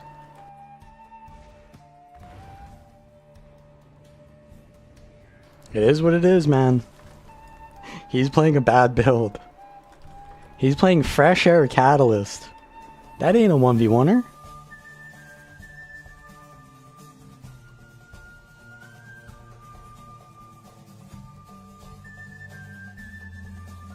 Actually, that's a really fun build, though. I like Fresh Air Catalyst. He unfortunately got hit by the Mace 5 after he ported though. Or no, he got headbutted and then he ported. But the port doesn't have a stun break. So he just stayed stunned. Yeah. Probably didn't know what build I was playing either. Whereas I knew exactly what build he was playing as soon as I saw Fresh Air. What am I playing? Power Axe Zerker. Biorhythm? No, Cleansing Unleash. I hate playing against Untamed because they're like the hardest counter to basically everything except Condi builds. But I rarely play Condi builds nowadays. And so like they counter power builds, but they get countered by Condi builds. So it's like they get countered by most of the builds out there nowadays, but like not what I play. So it's like they have permanent weakness and blindness from the pet, which counters power. So it's just like the worst thing ever for me to fight. That guy just was squishy though.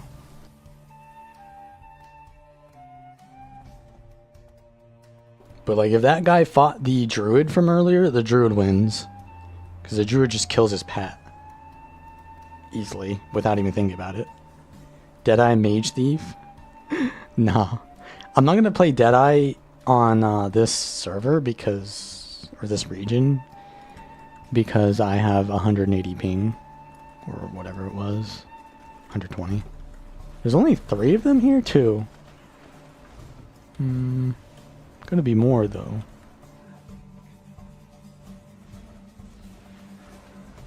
Is this my tower? Yeah, it is. Holy, this guy does damage. He uses Signet though already. I use mine though. He does mega damage, bro. I'm dead. I can fly though. Trust me, I can fly. Holy damage. They also have a ranger.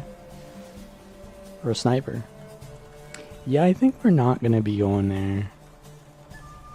Oh, wait, our boys are here.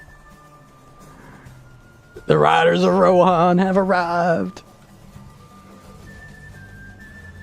I'm coming for that. For that, Char. Oh my god. Bro, you messed up. Oh, dangerous. I'm getting slowed or something. Oh, was that a... what is it, a, druid? I might be dead here. Ooh-wee! The boys are here, though. Ooh-wee! Yeah, that's a druid.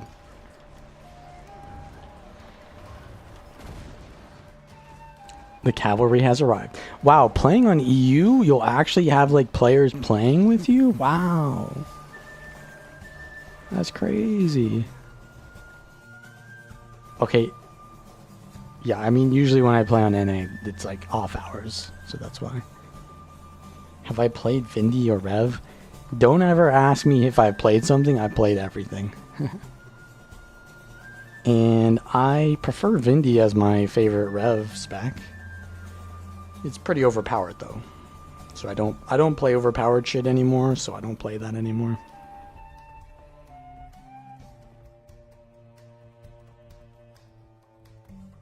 I'm an anti-flavor of the monther. Whenever something becomes popular, I stop playing it.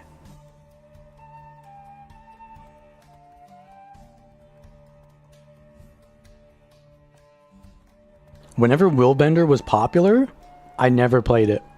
But I made videos on like Power Herald where it's like, oh, you want to beat a Willbender? Power Herald actually counters that. And then Power Herald became the new Willbender, so I stopped playing that. Going?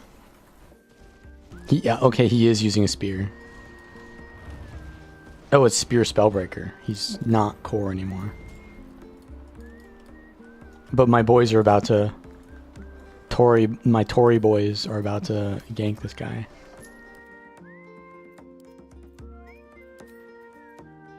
He's strength. Oh, so he's the strength spellbreaker build. So he's running the PvP meta build. That's the build that I see Boy Sereno always plays. Although I don't see why you would play Spear instead of Greatsword. I mean, yeah, it's my version of the strength spellbreaker, but he just uses Spear, right? I don't see why you use Spear instead of Greatsword. Like, it's so nerfed. Is it just because Spear has an evade on it? I mean, it has damage, CC, but it's projectiles. I feel like that's not great for 1v1. Boys, what are we doing? Oh, there's people in the tower. What am I recommending to learn Warrior?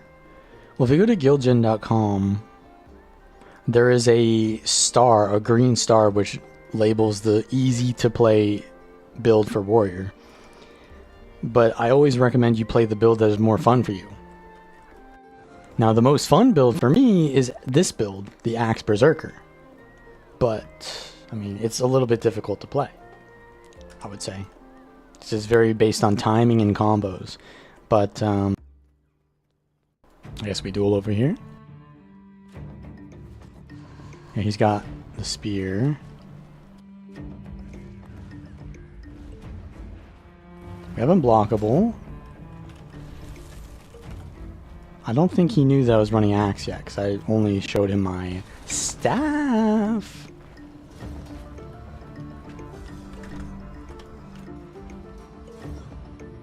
Oh no, you don't use Bull's Charge first. Well, what is this? What is this, bro?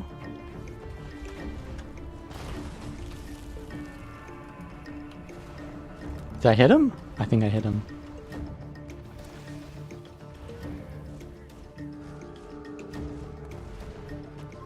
He's hitting himself now. Stop hitting yourself. He's still doing it!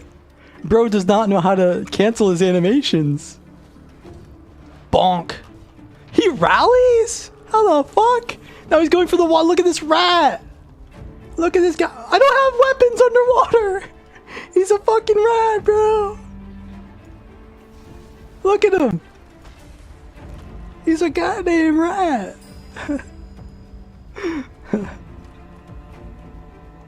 Holy. Wait, is this guy talking to me? Pussy. Who said pussy?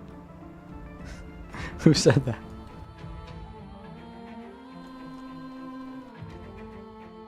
Wasn't one of these guys because they're on enemy team. Wait, hold up, bro. He's like gonna come and gank me again. Sure about this?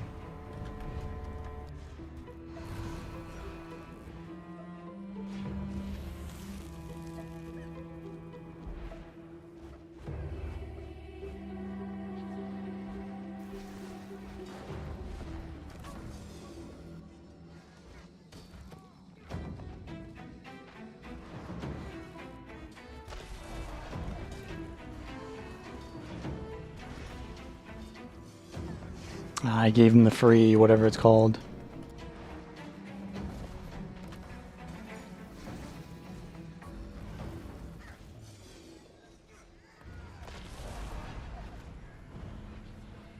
Use my heal skill while I can.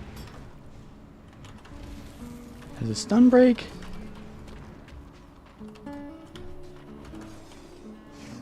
It hit me.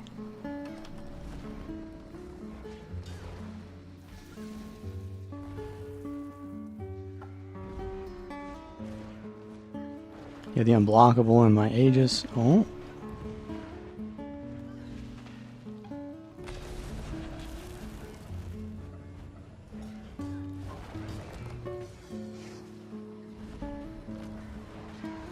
Is he knocked? I think I got him here. Oh, the distance though.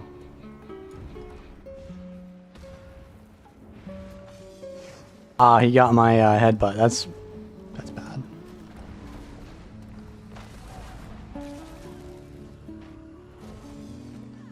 Full counter. Oh, that's so fucked, bro.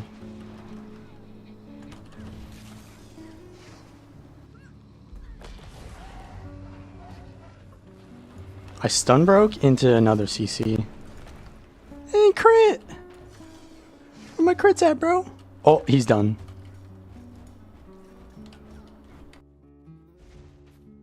Yeah, I mean, Spellbreaker has full counter, which is pretty hard. But I have Berserk mode, which is also pretty hard. 2 seconds of Endure Pain. Twice every rotation. If I time that correctly, then it's really powerful. Wait, is he... You don't want to self-res, bro?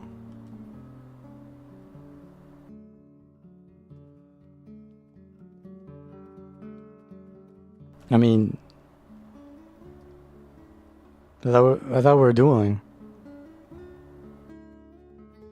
I mean, I think we had a mutual understanding that that was a duel. There was no need to bow. We had our brains turned on there. But I guess he didn't want to duel anymore or something? I don't know. Maybe he wanted to reward me. Or maybe he had a emergency and he had to leave. As soon as he lost, he had to leave. He had explosive diarrhea as soon as he lost.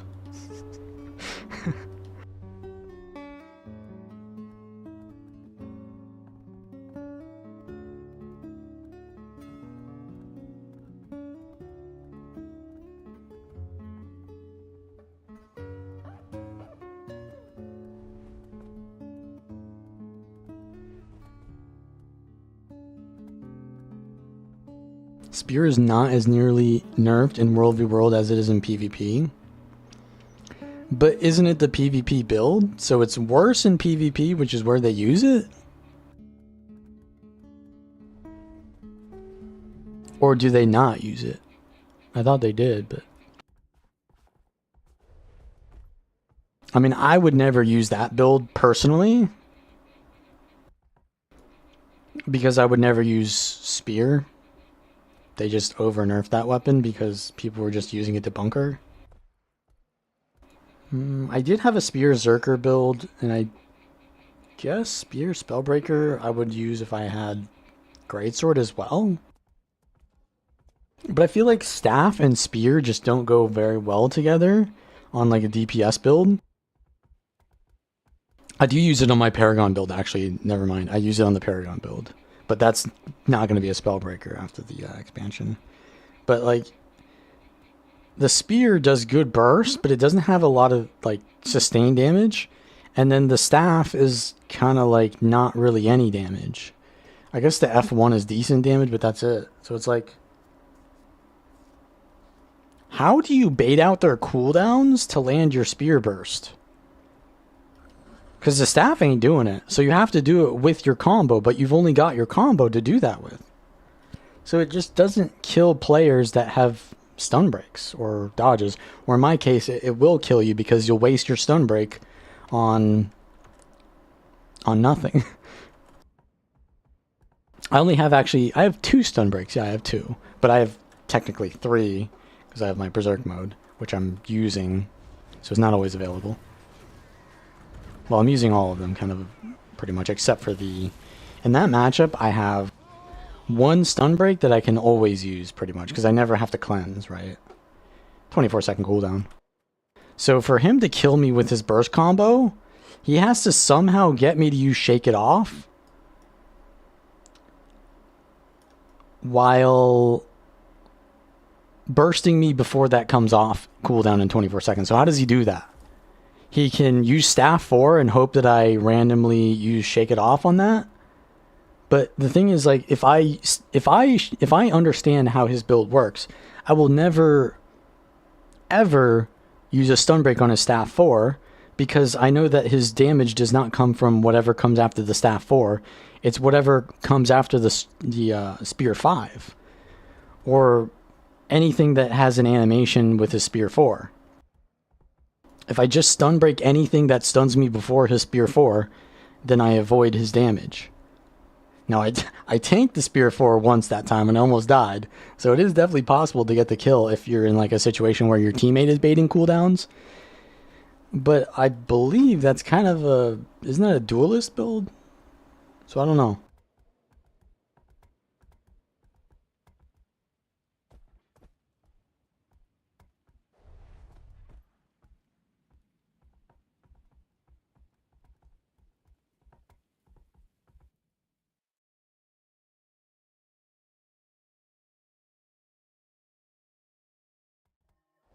I just don't see how it's good.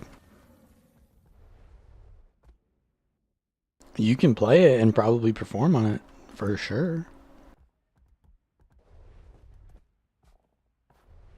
I'd just rather play Greatsword instead of Spear on that same build, basically. Because Greatsword has... Well, Greatsword doesn't have more CC, but... I guess the Spear F1 sort of serves the same purpose as Greatsword F1. I guess that's where the damage is. It's the Spear F1, yeah. What is this?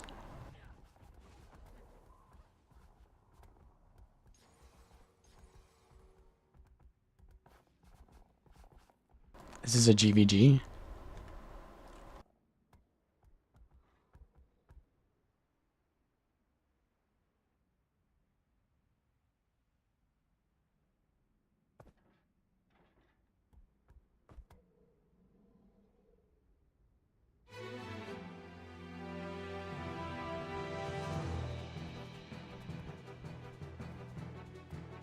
Will these guys run me down?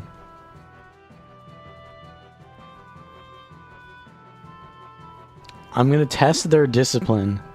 If they run outside of their stack to run at me, then they're going to get kicked from the squad by their leader because they're squirreling.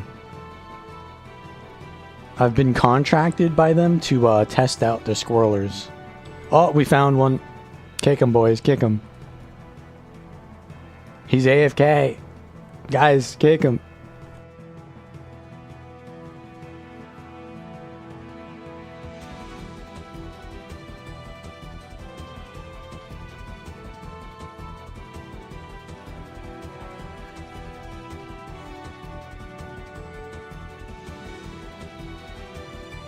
What's going on over here?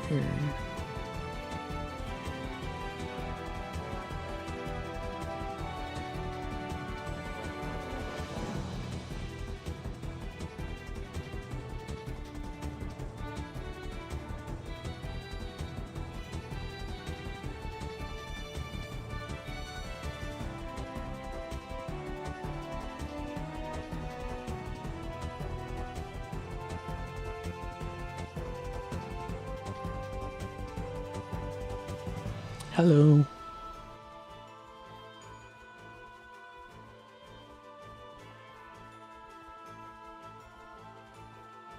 My inventory is full. Looks like we did not need help there. I'm going down south. You know what? Maybe what that... No. No, that's not possible. Still trying to figure out why that guy AFK'd after we dueled. Once. How are the new specs? Couldn't tell you, man. I mean, I guess I could. Because I baited them. But they changed them a lot, so I really don't know what their new things are like. They're not out yet, though. In case you're wondering.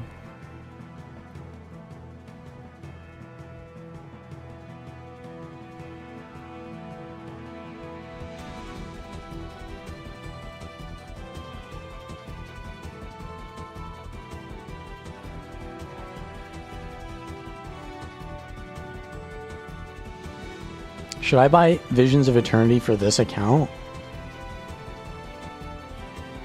I feel like I won't be playing on this account in Visions of Eternity.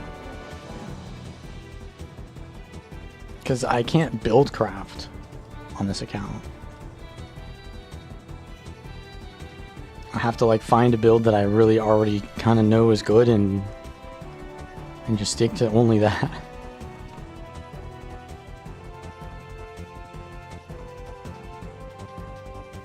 Man, oh man. Legendary gear is nice.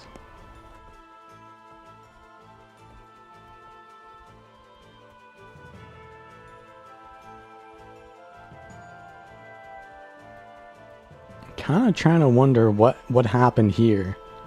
Was this guy calling me a pussy, or who was he talking to? Wait, was that the one willbender that I was fighting with? No, because that was only 10 minutes ago. I was fighting with that willbender like 30 minutes ago. Maybe he was joking, like when that group ran in 10v30. I don't know. What's up with the new account? I'm playing on EU.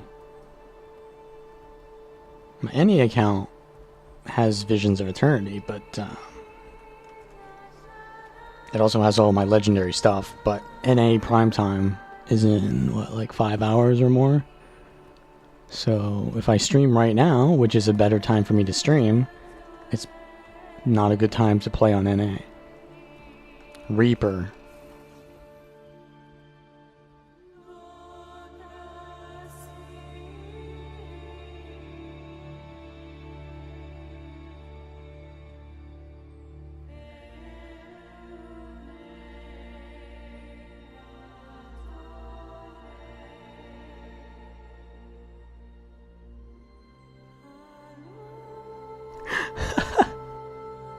Using emotes.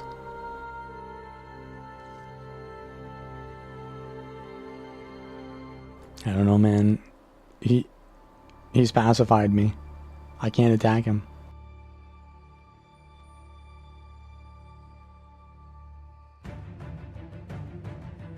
Bro is clearly using action camera with those movements, though.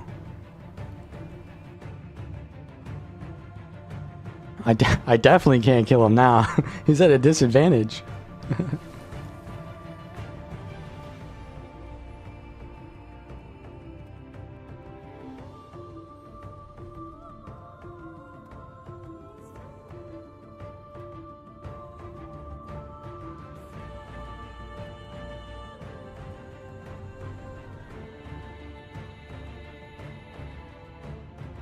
Back to EBG. 11Q.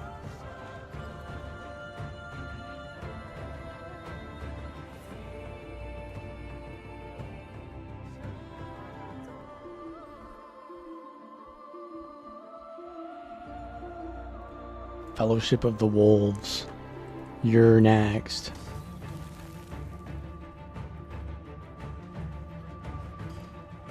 Nah, bro, this guy's too new.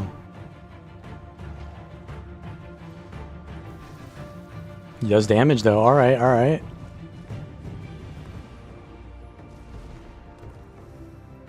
Oh yeah, you can't actually reflect their auto attack, because it does like an explosion thing.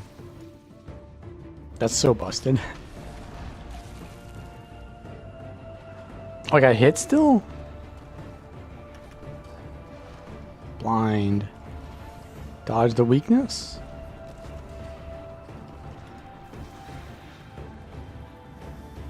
Okay, I wait out the blind.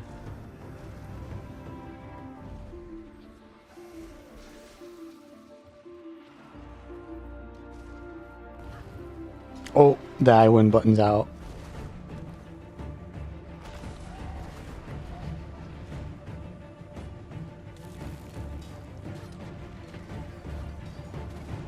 Damn, I got wrecked. Bro does damage.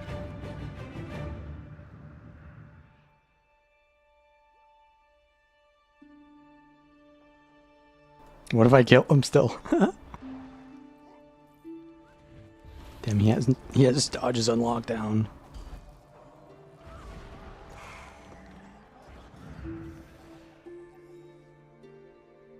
I don't know.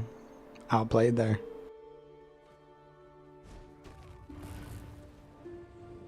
I didn't take him seriously enough.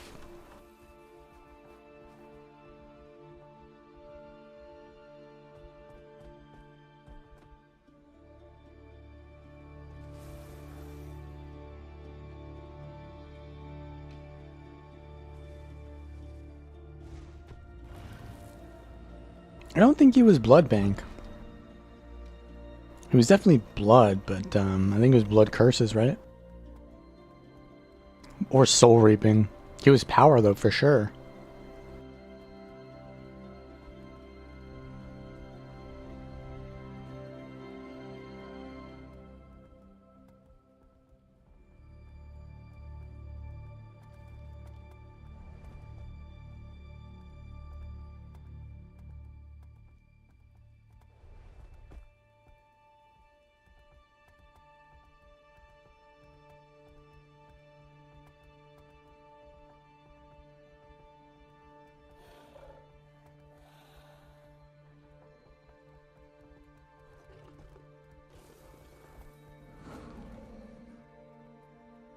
Alright, this time I destroy him.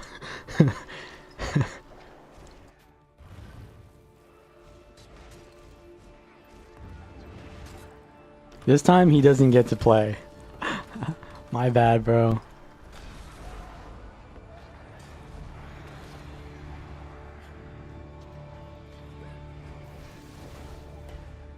He's dodging at least the right things.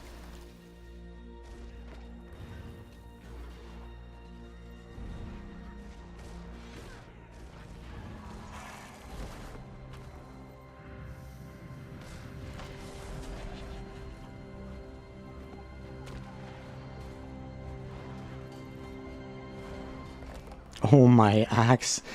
Axe up won it for 8k, dude. Yeah, he's pretty squishy.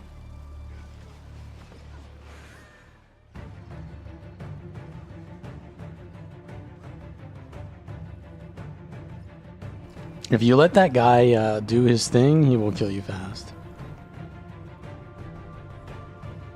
I let him do his thing last time. Is Vindy worth playing? Absolutely. Vindy's OP.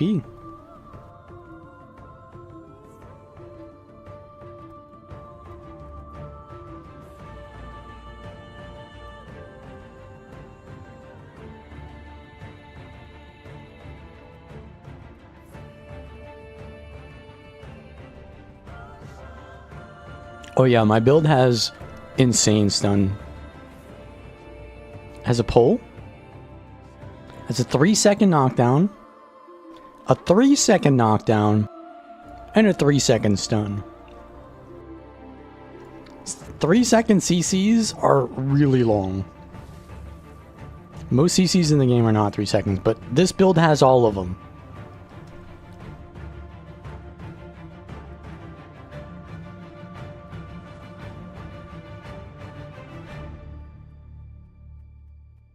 They changed this to a daze so that I could do damage in PvP. So I think I have all the stuns that I could possibly have, right?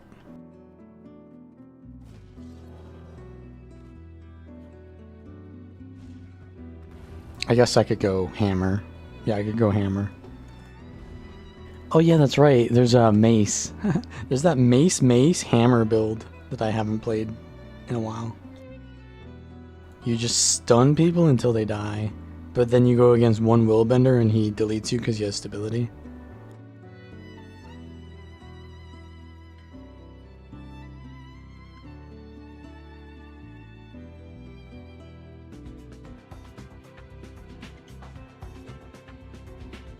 Birds are annoying. They definitely are.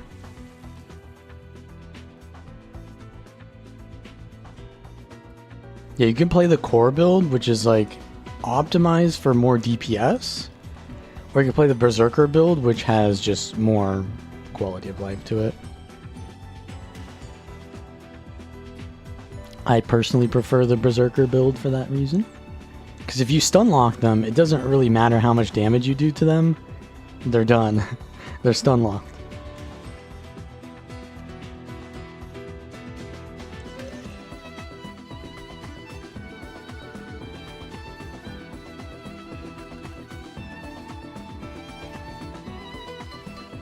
Am I in queue?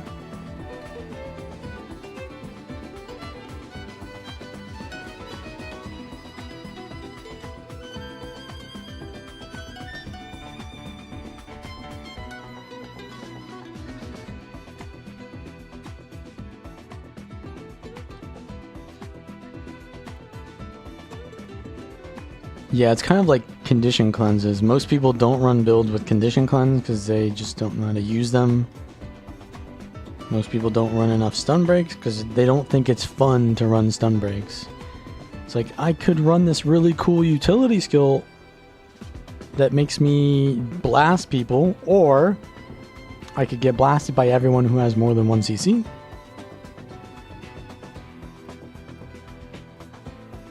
Les trackers des montagnes. The mountain trackers? Like, what?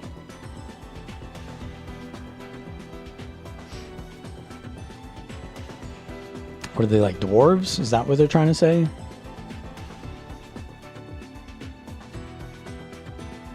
Also, what is with the capitalization there? It's like the opposite of what it should be.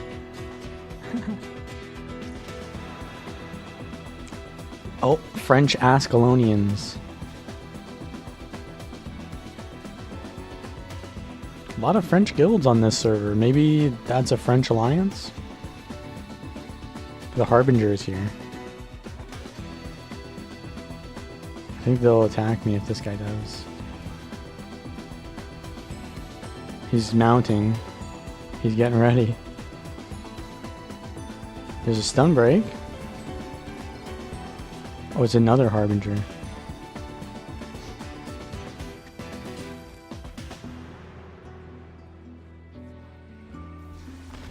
We know he used 1 stun break already. Okay, there's his I win button. So we gotta reset.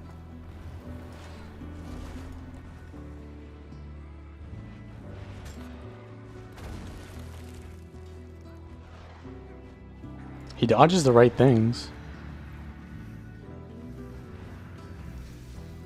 This other guy is a rat. He's a rat, bro. He backed off when he saw I was backing off, but then waited for me to like invest harder. Okay, well, we can reset. Oh, no, no, no. Going in. He dodges the right thing. And this guy is... He's either an alt account or this guy is base, because like he understands how to play around berserkers. He's playing Harbinger, which is usually like Harbingers have no idea how to play the game. They just smash their keys, right? Like he's dodging the right things. Maybe my expectations are too low. Got him here. Ooh, 7K! I'm coming for you. Oh, I need to turn around faster.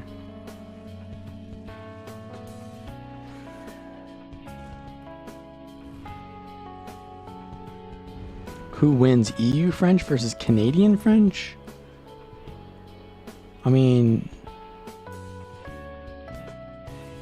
Win what? Depends on what they're winning.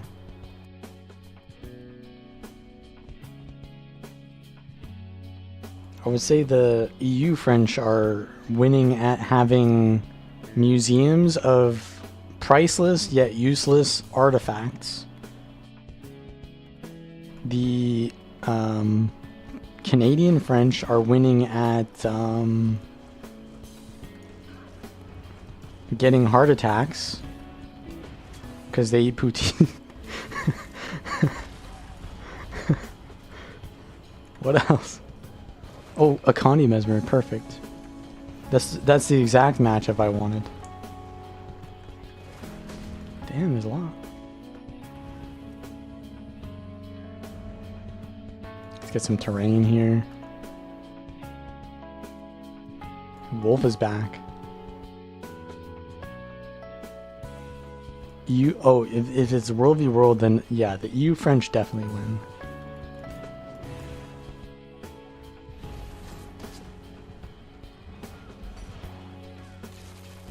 My back in season 1 of Guild Wars 2, my duo partner was French Canadian. And we got to like what, rank 10 in PvP? But that was just one person. The French Canadian community as a whole was not at that level. Let's put it that way. It's not reflecting, dude. What's going on?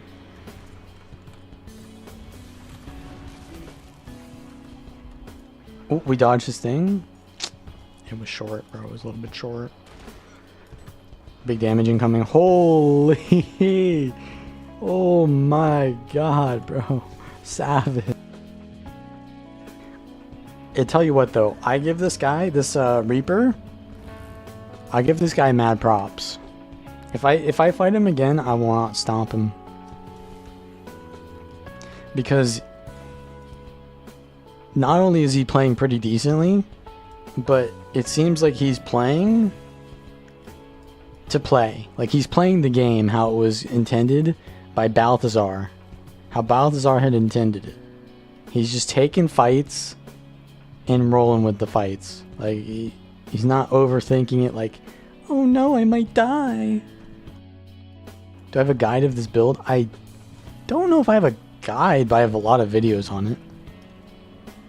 Which is funny because like this is my favorite build, so how could I not have a guide on it? But I think the guide that I have on it is like kind of outdated, but if you just watch the guide and then you just apply the updated things from the build page, I think you pretty much get the gist of it, right? Like the thing is like axe, I think, the guide. But this is like axe mace. So you just put on axe mace and then just understand what the guide is saying to you. So yeah, I do. If you just go to the build page on guildgen.com for Power Axe Berserker. Wait, is this guy a ranger? No, he's a guardian. He's a core guardian with longbow. Thing is, if I let this guardian free cast, it's worse than if I go on this mesmer. Okay. It's a chaos Condi mesmer. I should not have used my Hydra there. This guy is dead, I think. Yep. Didn't have any stun breaks.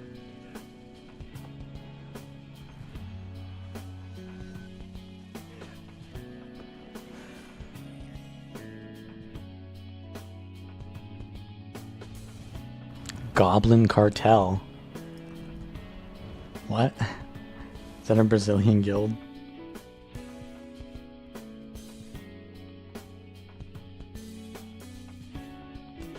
In other words, go check this webpage, and then you'll find the Axe Berserker. Brazil is huge and they're everywhere. But I feel like if you're going to learn Portuguese, you should probably learn Spanish first. Because Spanish is like more than Brazil. Like there's more countries with Spanish than Brazil. Unless you're going to go to Brazil. And there's more countries and just in general more people that speak Spanish, I feel. So I'd learn Spanish first and then Brazilian or Portuguese. Brazilian. Yeah, I speak American.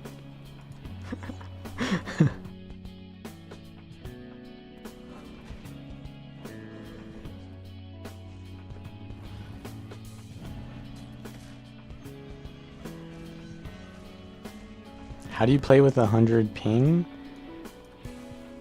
Rotationally, like builds like Ellie are actually good with ping. If you play Ellie, you're gonna be chilling still. Especially if you play like Signet Ellie. Ranger's usually pretty good with ping because range damage. And no, I'm not playing on the fact that it's called Ranger, but Rangers actually do use range. And Le Clan de Berserker. Bro is not in my clan. That's my clan. Okay, we go to EBG.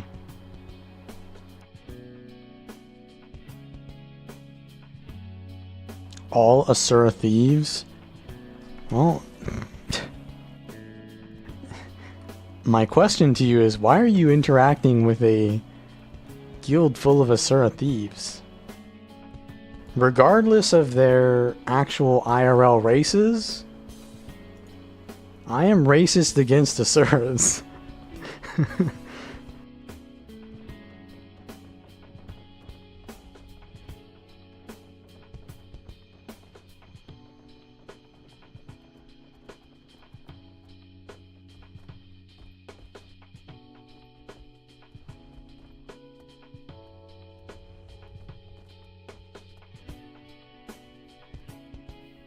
And thief on top of that?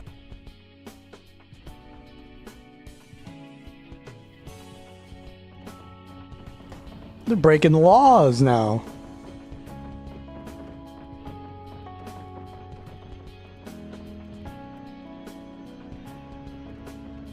Help us?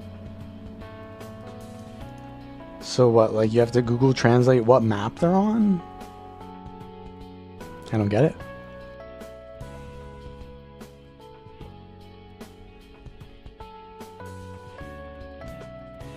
You just need to learn. I think it'd be a lot harder to learn Portuguese, to be honest. Bro learns Portuguese just so that he can play with his WvW alliance that he sometimes gets on his team. For some reason, I feel like that's maybe just a little bit harder. I don't know. Maybe it's just me.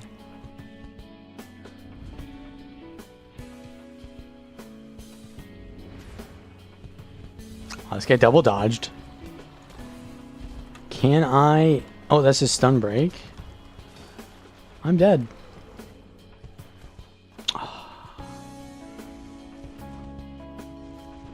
Can we get out? Oh, he landed his berserker jump too. That shit does damage. My boys are... Oh, my boys are pushing in. Look at that. Holy... I don't want to say it, but maybe it was just coincidence that we immediately destroyed them when they started focusing me. You know, I don't want to say it, but I carried that fight.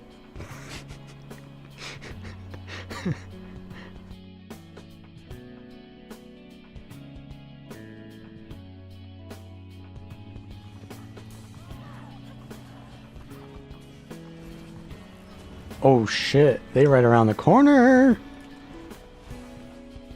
I need my adrenaline so that I have a stun break.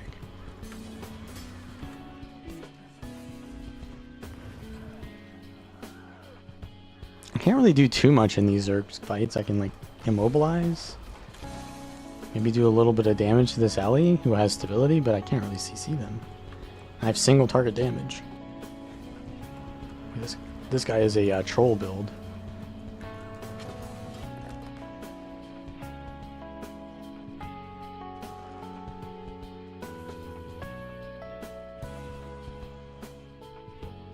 It does make you smarter to know more languages, for sure. But I wouldn't learn it to play PvP or whatever with your teammates. My point was, yeah, maybe Portuguese is not the best language to learn for that reason, just because you want to play with the Goblin Cartel.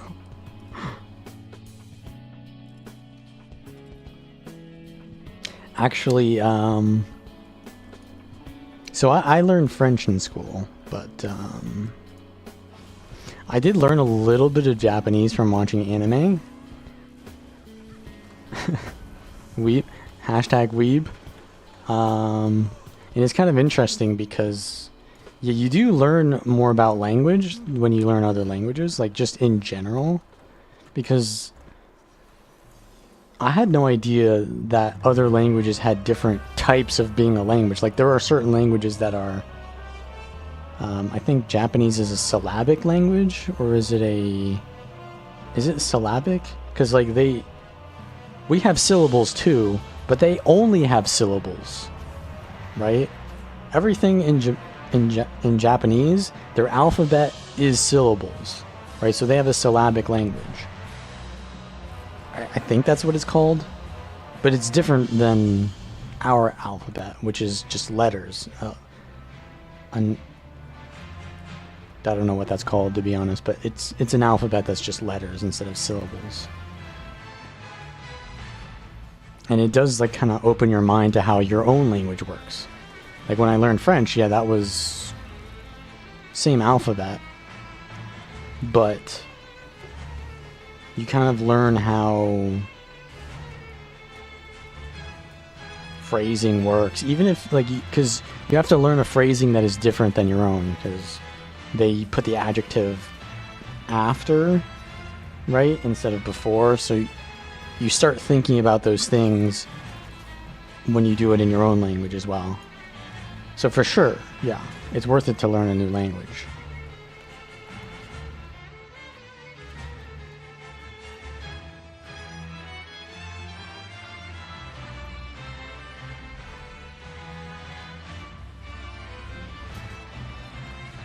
I mean, if you care to learn. I guess some people don't care. Oh, this guy is donezoed. No stun break. Bro is looking for his stability. Right now he's on calm saying, where's stability?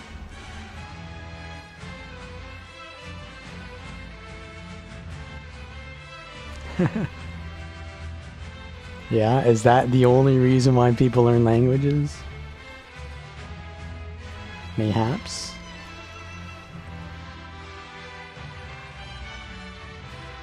In LA? Well, you don't want to be picking up chicks in LA. Next thing you know, bro, you're gonna be poor.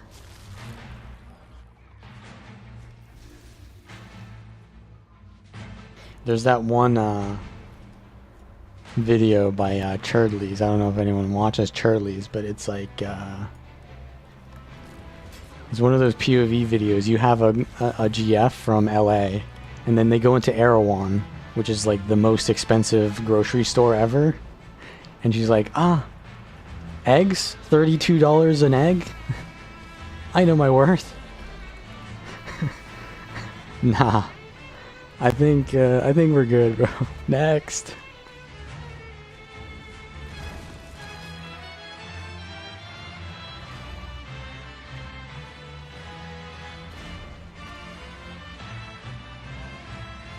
I'm gonna get this thief though. I'm not gonna get this thief though. Hello. I'm immobilized.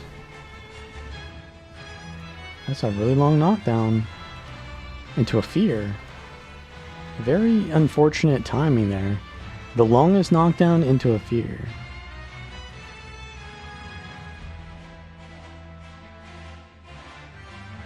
YOLO. He dodged.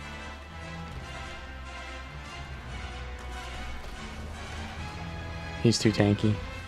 He's too tanky. I won't finish him in time. I'm not gonna make it.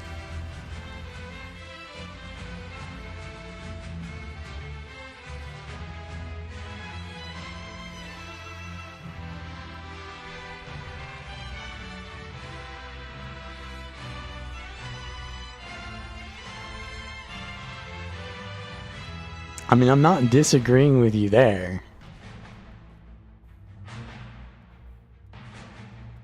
I think Americans are like, you know, like Hispanic are more, I don't want to say like thick, but I would say like more healthy, you know what I mean? If you get what I mean.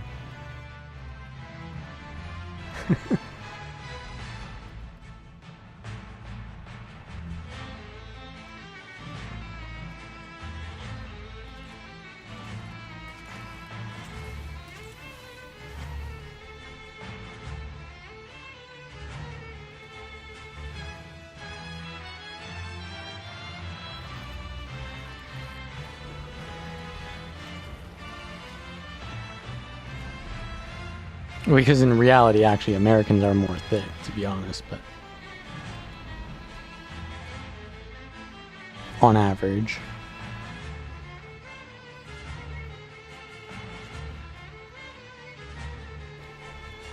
But it's not that they are... It's not that they are skinnier. Because I don't think skinny is naturally, like, appealing.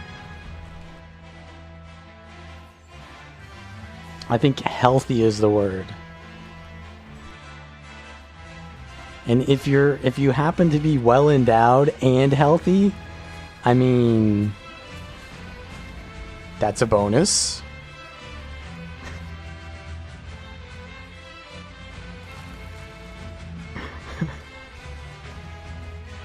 Without trying to turn this into a gooner stream.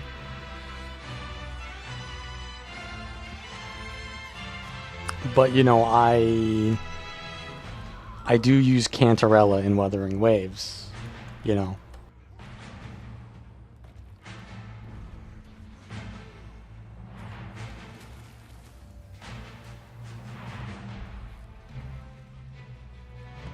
Cancelled?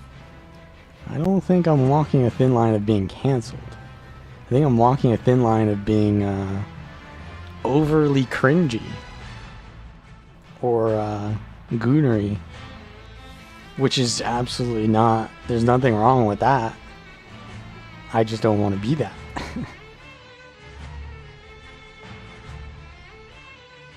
By all means. Like...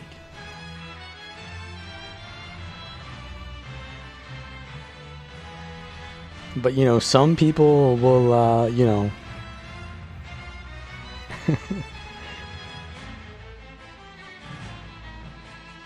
Let's just say if I speak, I will not speak, not because I fear the wrath of a mob.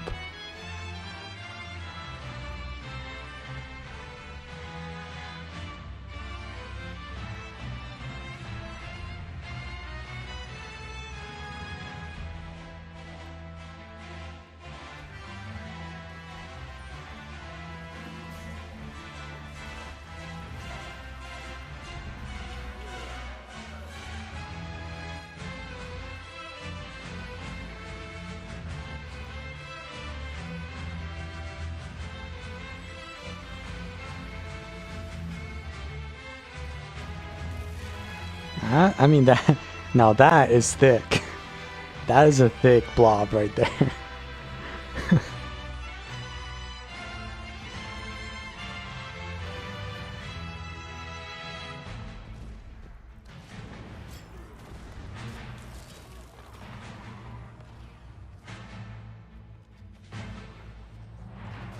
Oof. I am the focus target here. Oh, I am so dead. The boys got me, though. No! The Spear 4, man!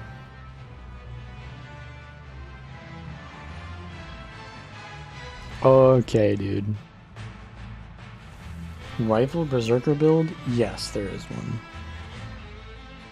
There absolutely is one. Are you looking at the PvP section, or are you looking at the WvW Roaming section? Because I don't think Rifle Berserker works in PvP. API? Look, guys, what I'm trying to say is Jen is in the chat right now, okay? That's what I'm trying to say, okay?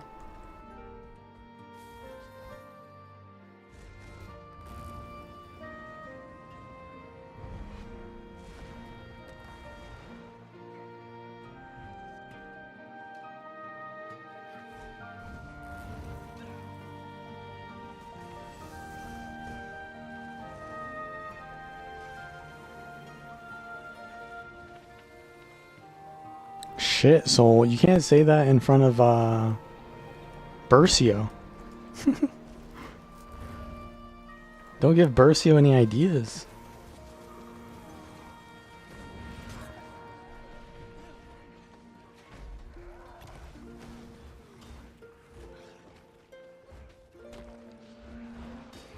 we do damage to this guy?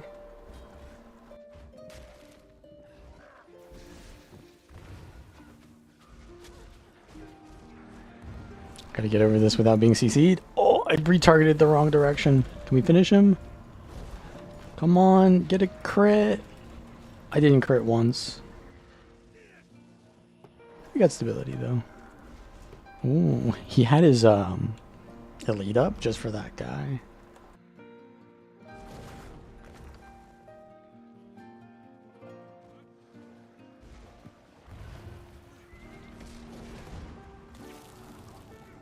This guy is a healer vindicator. He random dodged my 3-second stun. Now he has stability. Can't do anything. I'll just tag this down body. Oh wait, what is this? A DPS character? Holy, he deleted my team. Probably delete me too, because he's full damage. I can't res.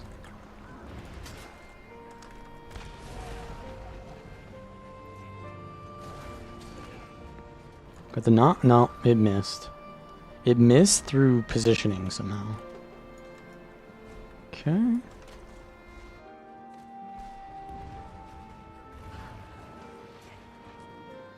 This Scourge has 0 stability. They're dead.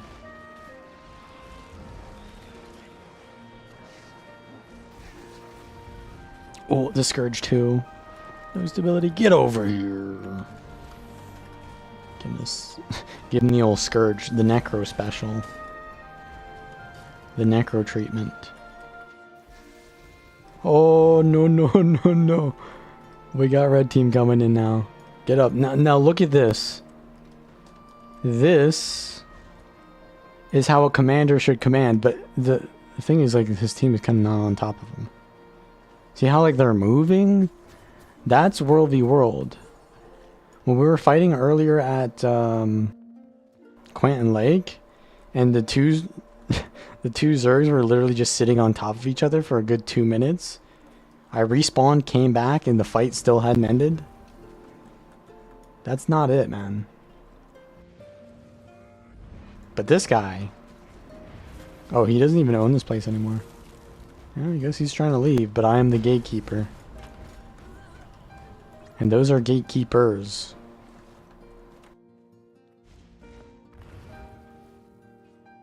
Should I help peel out Annie? No, Annie's done. Should I help peel out? No, he's on his mount. He's good. Should I help peel out Anemone? Nah, they got that. They're fine. Anyone who goes in at this point, they ask for it.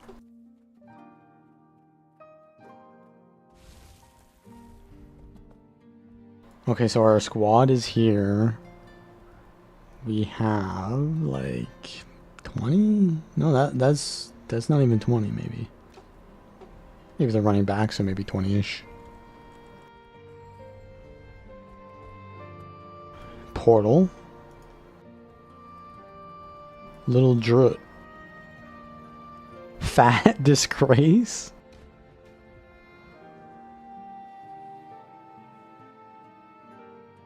Where is he?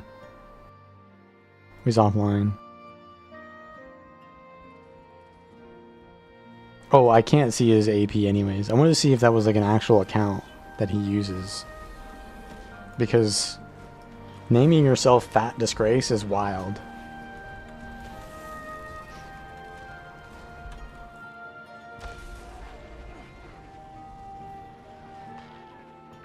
Nice. Here's my F1.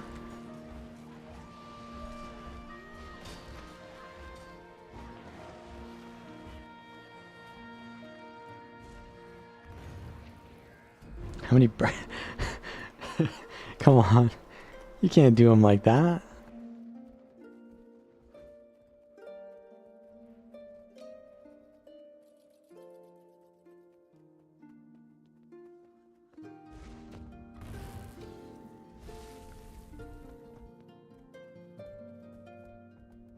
Bercio is in his I hate Guild Wars 2 phase. But to be honest, a lot of people are in that.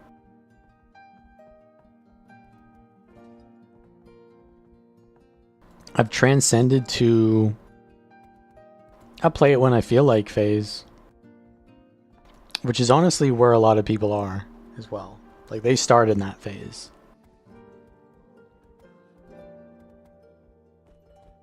But there's like it's like when you start out as a kid, you're in diapers, and then when you're an old person, you're also in diapers.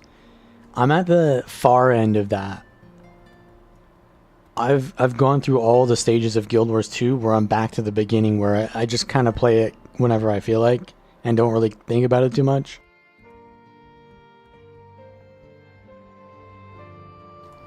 If they come out with content, I'll play it.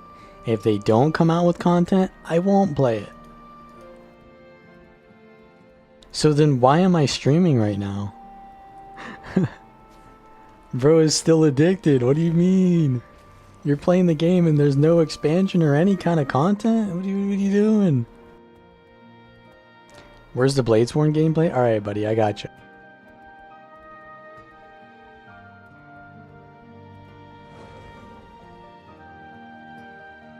Here we go.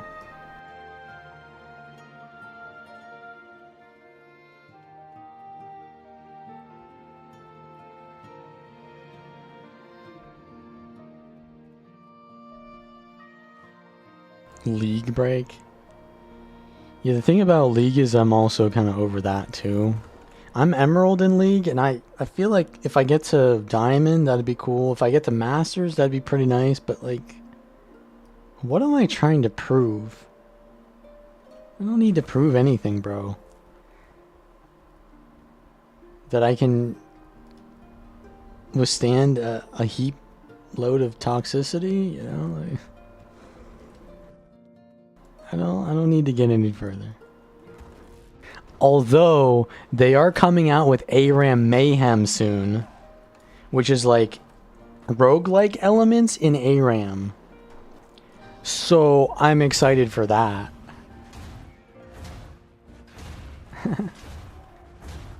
What do I play on League? I play support and jungle.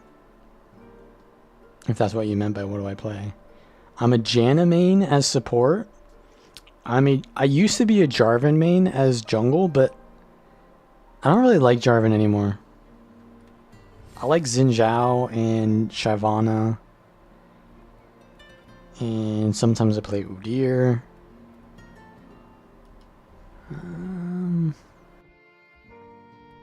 I mean, I played a lot of different stuff. But I don't know what I main now besides those. Oh yeah, I play also when I play support, I play Seraphine. She's like the K-pop star character. She has really good like thematic design. She's just like fun to play. She's like a... I also play Sona, which is like the other kind of like musical character. I like musical characters.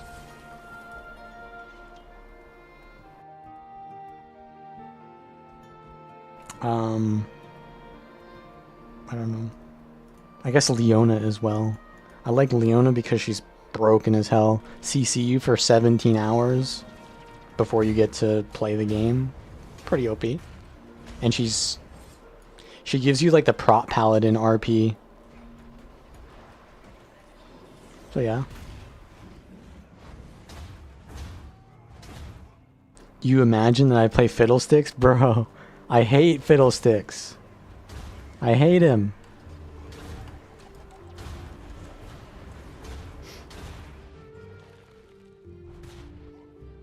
I just think he's pretty good though. That's why I hate him. Because he's well designed. I think he's such a...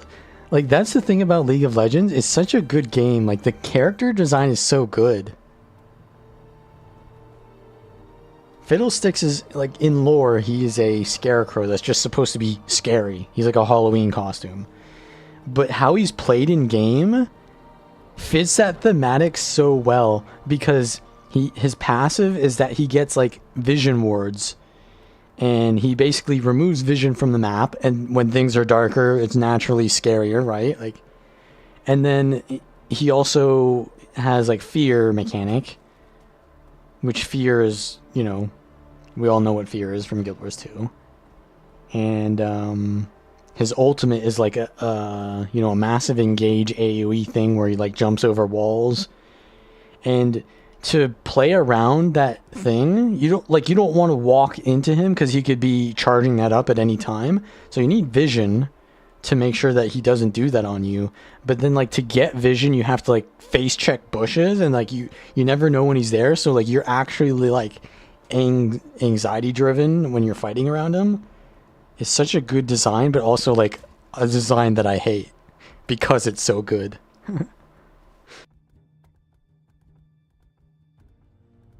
And yeah, he was reworked since last time I played, which was, I don't know. He didn't used to be like that. They also reworked Xin Zhao recently, but only his like animations. And his animations are worse now because they're like floaty. His animations used to be very weighty, and you could kind of like feel out his animations so that you could, when you use his Q, which is an auto attack reset, you could like feel exactly when it hits. And like the audio visual cues were so good before, so that you could time it very easily. But then now it's so like floaty, and it just, they made it worse, bro. So like even though I main Xin Zhao, it's like not as good as it used to be, bro.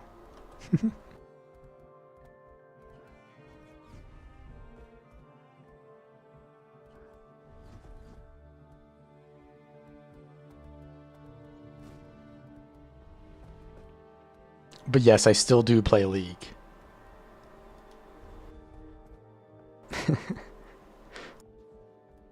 New characters are too edgy. Is there anyone to fight on this map? The new characters are from Arcane, bro. They're just Arcane. What was the newest one? I don't remember. Oh, it was Yunara, which is like a female ADC, which they have like 10 other female ADCs. I swear, if you want to play a male ADC, you have to play Ezreal, or Jhin, or Aphelios. So basically, Soy Boy, Depression Boy, who also has his sister speak for him. Or I don't even know what Aphelios' RP is, to be honest. And I don't care to know.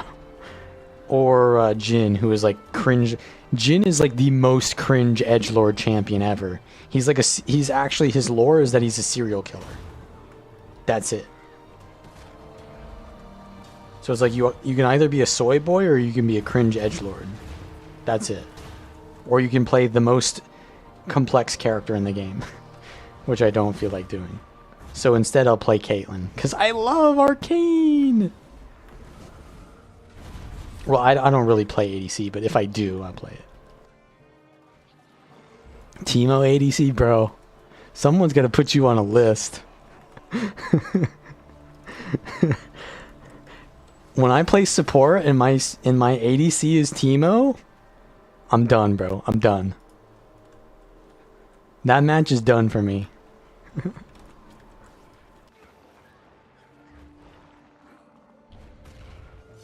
I mean, Jhin has a pretty good design. That's not wrong. Oh, stun after stun, man. I'm not actually dead. No, I'm dead.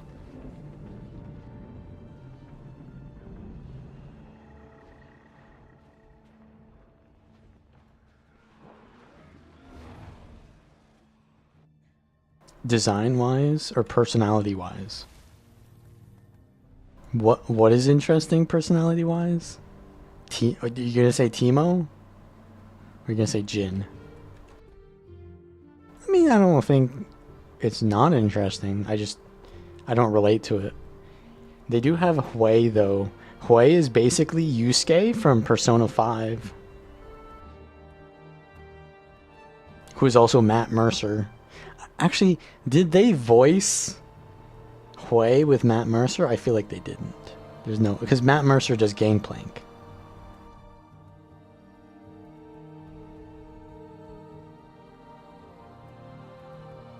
I hate Teemo.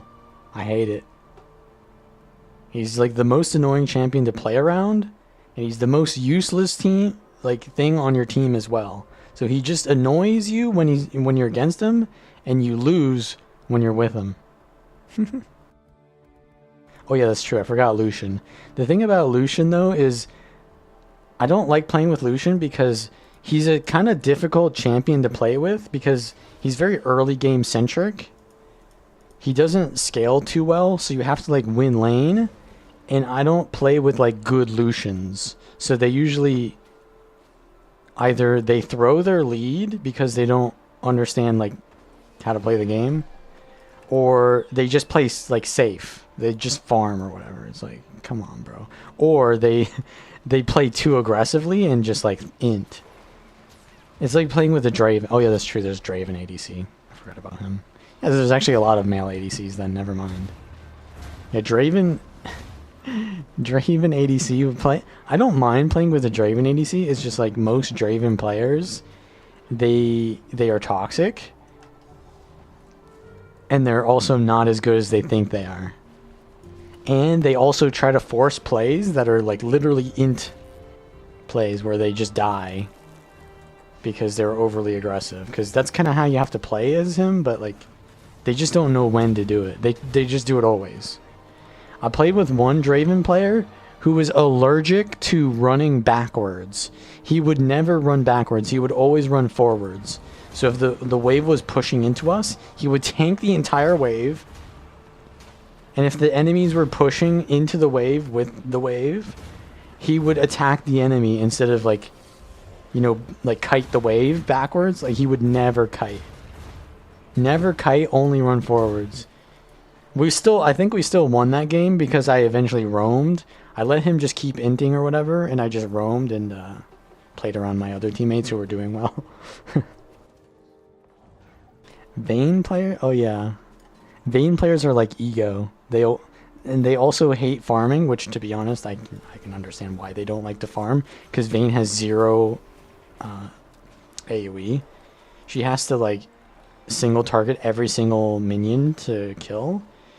It's a lot of work, bro. Not a lot of fun to do that, I would say. Whereas you play Caitlyn and you just like, you kill the wave in like 3 auto attacks and 1 Q. That's 1 minion wave for you. But yeah. It's a good game, but the community is just garbage, man. It's so garbage.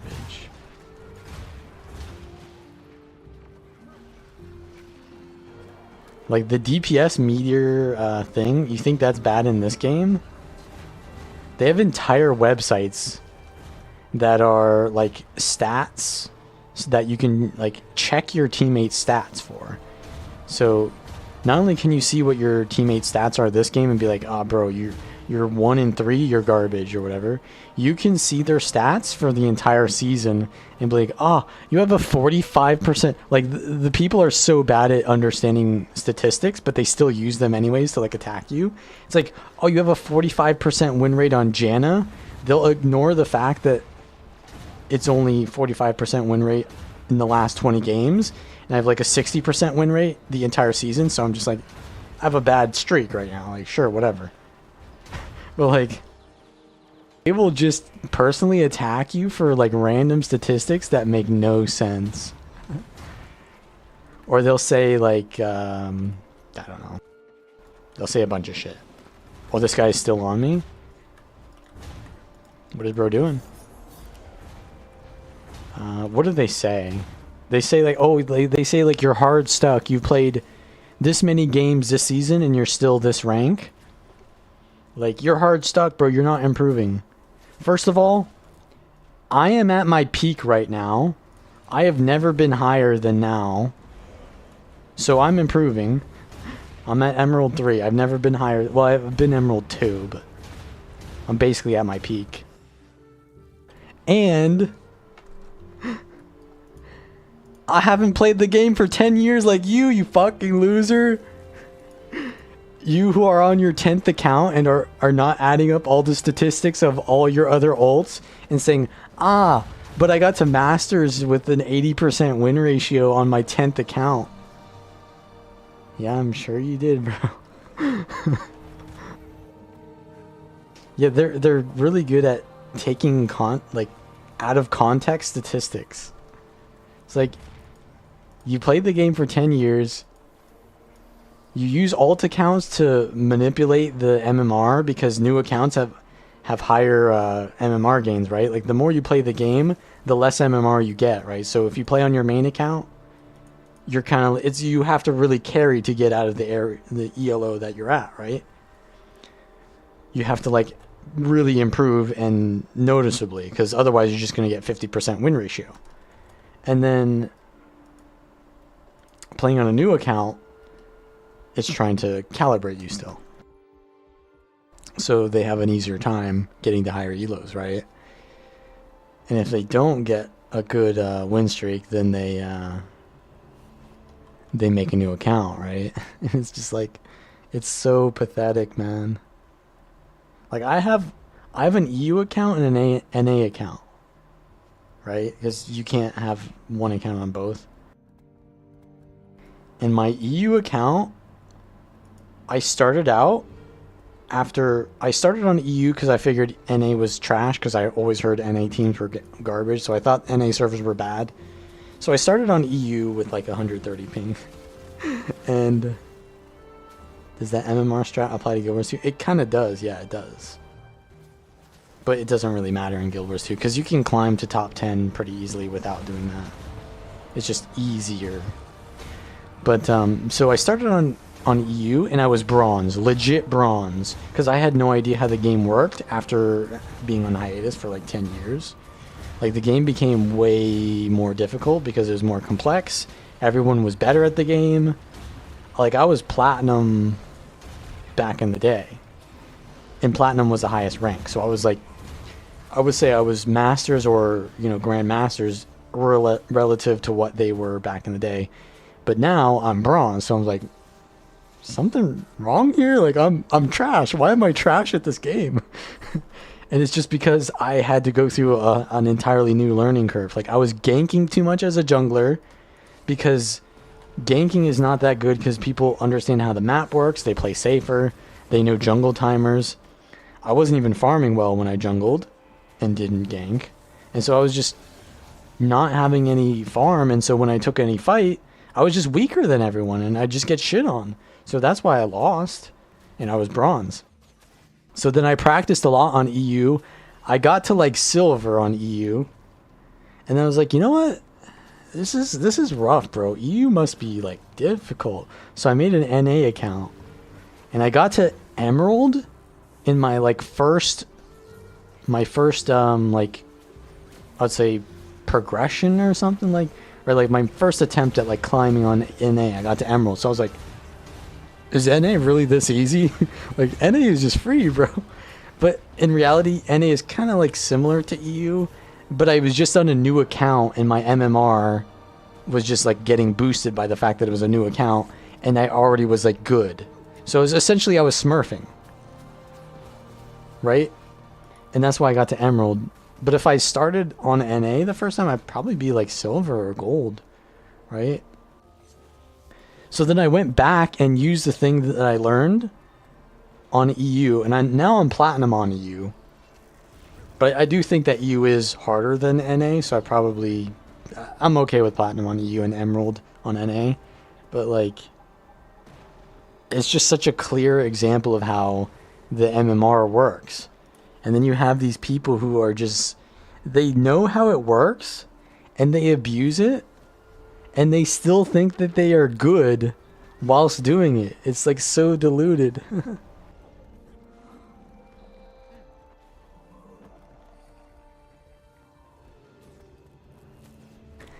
But yeah. That's just human nature. NA PvP is 15 people and 40 alts. Do you mean on Guild Wars 2? Or do you mean on League?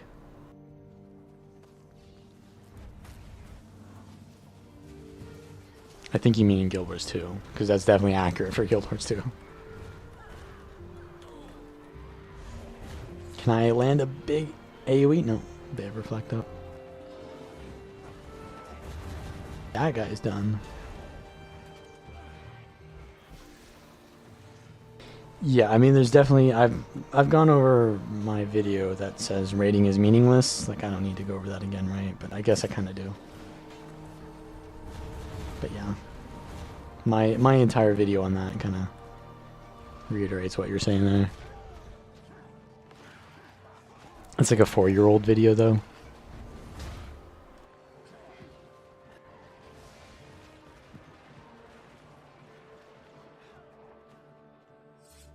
But yeah, that kind of that we were going over this because it was the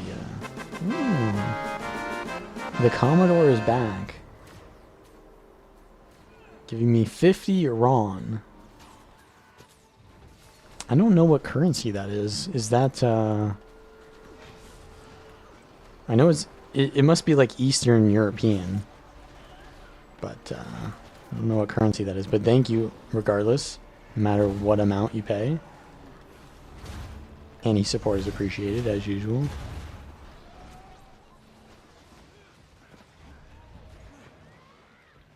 I'm trying to dox him. I'm trying to dox him by telling his currency. Getting his currency out there.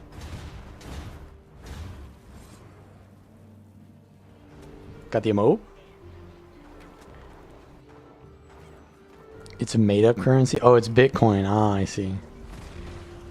Bro gave me 50 Bitcoins. I'm rich. Not how that works. Oh, it's Romanian. But they call them Romans or something? Like, is it just called Romanian currency? Like, what is the actual name of it? Ron Weasley bucks. I think I'm about to die because they're going to come up this ledge here. Oh, look, it's Annie again. We're not going to save you this time. I stun broke her. I can fix her.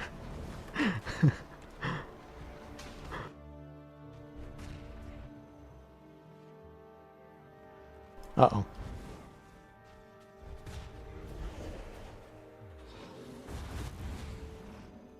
Republic of Narnia. Huh. Oh, gifted memberships too. I really appreciate the memberships. You do not have to do this. As usual, we know that that's the case. You know that that's the case. This is not like a paid advertisement of any kind for you other people to also do the same thing, potentially.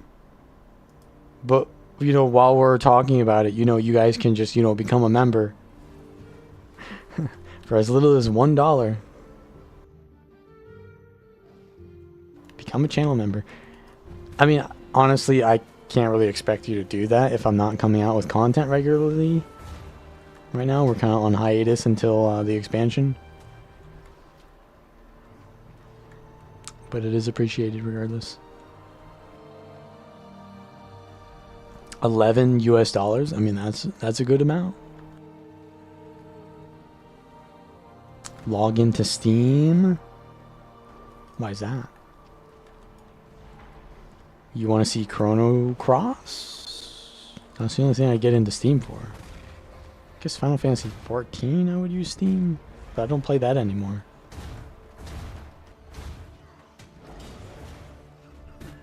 Oof. I need to use this to prevent any crits, just so I don't instantly die.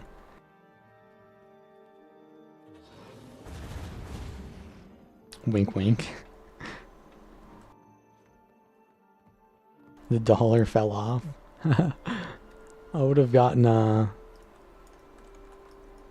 what? Wait, so if the dollar fell off, would I have gotten more or less? I'm bad at math. If the dollar fell off, then I would have gotten less. Yeah, less.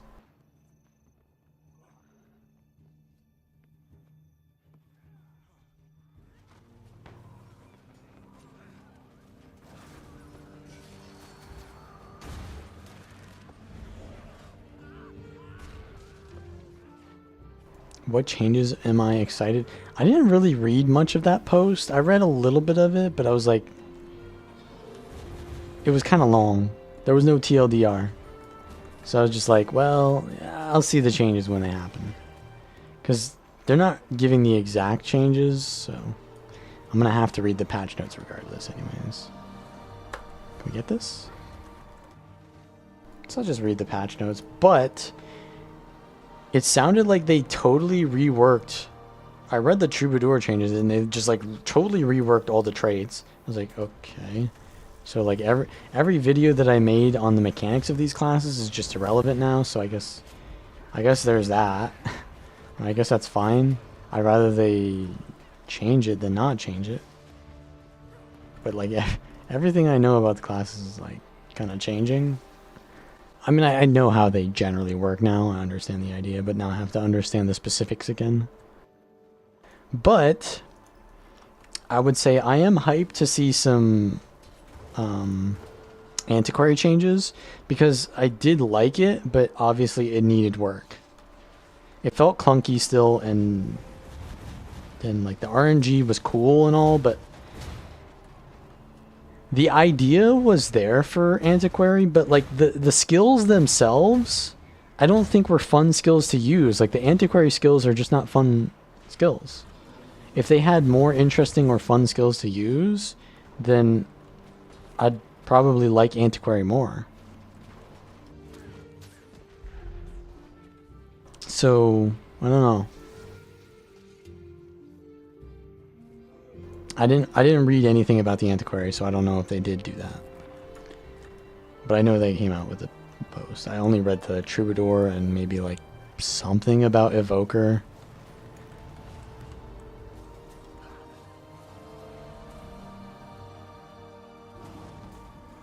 Let's be honest here, like that's just what is that kind of that kind of content is like your waiting content. There's not much substance to it, but since you're waiting, you'll consume it anyways.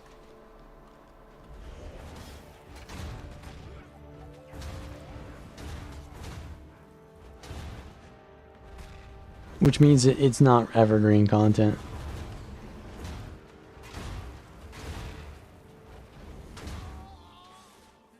So I just wait until you know, the final product, and then I'll start thinking about it.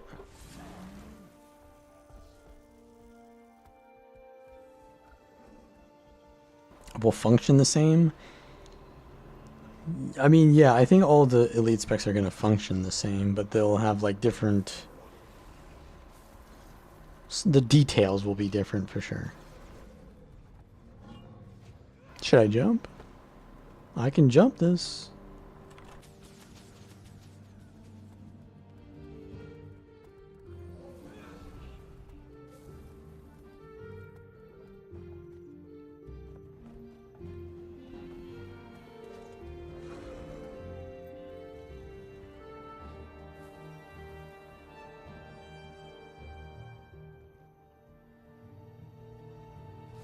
I kind of wanted to play the Tony Hawk Pro Skater games again, because they came out with this new game called Skate, which I had no idea that they were doing games like that still. But it was EA Skate. And apparently it's a really bad game. Like, not like a bad game, but not what the people wanted. And I remember playing, because I used to skateboard as a kid, like really small kid, and I used to play the Tony Hawk Pro Skater games as well. I remember American Wasteland was like such a good game. Like the storylines of those games was so cool, and then they had tons of different game modes, customization. Those were like the GOAT PS2 games. And I wanted to get back into them, but that new Skate game is like only controller. I went to Steam to see if you could buy the old Tony Hawk Pro Skater games, but they only had Tony Hawk Pro Skater 1 and 2 and 3 and 4, but they were like the remake versions of them. So they did like a remake of those games, and I I read the reviews, and the reviews were like bad. Like they made the games worse. So I'm like, dude, we are so cooked.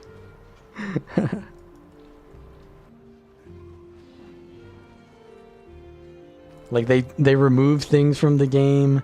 There were like half-naked women, which they turned into like crippled people for whatever reason. Like that was skater culture, bro. You're removing skater culture from the game to appeal to who? Like any of these virtue signalers that would appreciate that change are not playing Tony Hawk's Pro Skater, bro. Who are we appealing to here? Like, Jesus.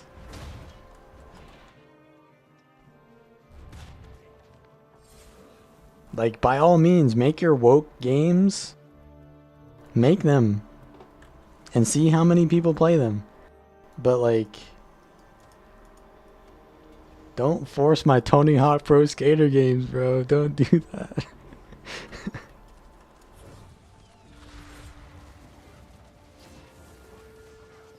I kind of wanted to play them again, but like I was so disappointed. They're not on Steam. Can we get this guy up? It's gonna be rough. Can we get the immobilize? Nah, he's evading like a god. Yeah, tell me Vindicator is weak. That guy just evaded like 7 times in a row. Oh, he got destroyed though. He's gonna pour it back? No? You're gonna eat the entire... Yeah, it was like, yeah, punk rock and like alternative, some metal. Oh yeah, I remember the Tony Hawk's games, they would all have like a playlist. So while you would be playing, it would have like a playlist of all the songs that they would choose. And, yeah, those were bangers. I don't really listen to that music anymore, but how can I get across this gap? I'll tell you how. That's how.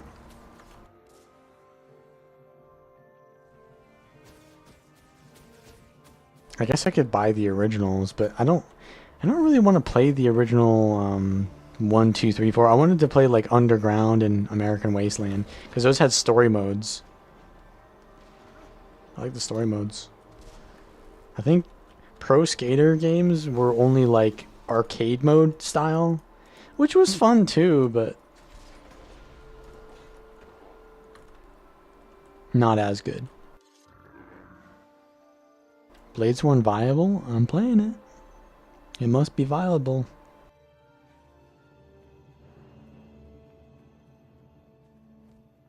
Oh my god, my inventory is destroyed. There's a lot of new good punk rock bands. I haven't heard any. Name one. Wait, is it?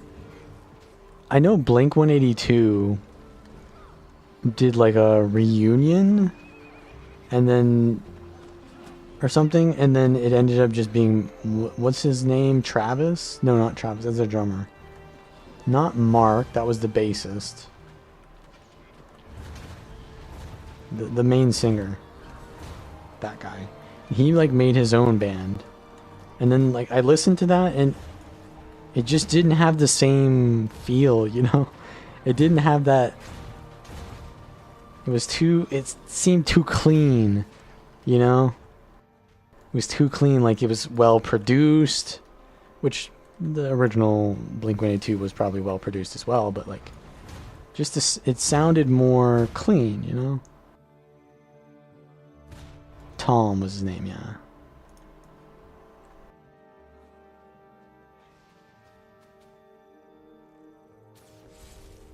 You don't know what to play? I have a video called What Class Should You Play? That's a good place to start. And then from there, you can, if you see a class that you like, go to the build page on, so type !build. Watch that video, then go to the build section on GuildGen, and just like watch the gameplay of any of those builds and see if the gameplay looks fun. That's my suggestion. this guy? Oh, he's got Aegis. But what about this guy? Onyx Vanguard. I think that's a Zerg build. Yeah, these guys are not Roman. They're Italian.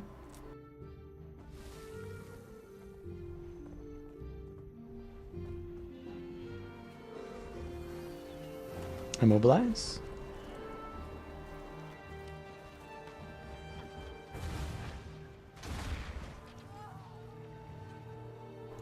Only, you know, AFK with the album Ruled by the Insane.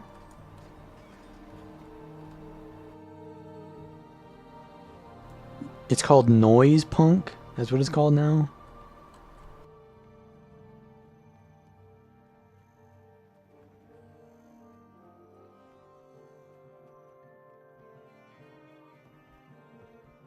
He still hasn't told us some new bands. Oh, I could have jumped that gap with my mount too, I guess.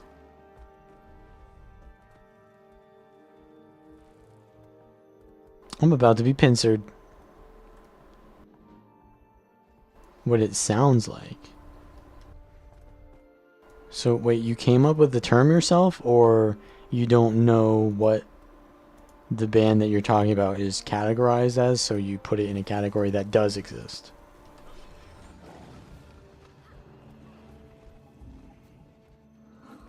I just don't believe that noise punk is an actual... Well, honestly, it does kind of sound like something that punk artists would come up with, to be honest.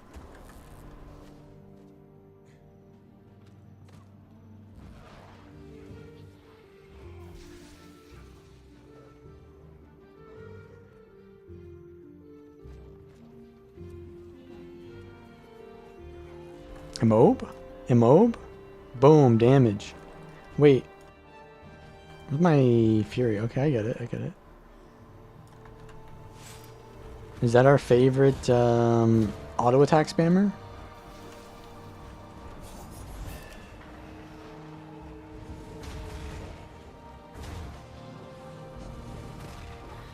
Holy damage.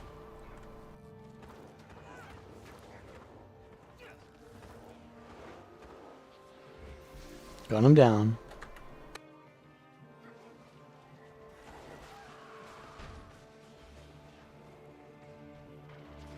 I got the Immob. About face. I'm going in.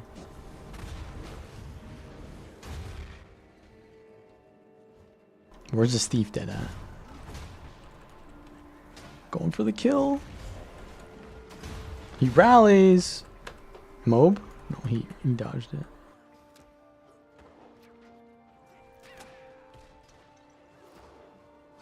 Got him. Am I gonna go for a stability stomp here? I'm gonna go for a get the hell out of here.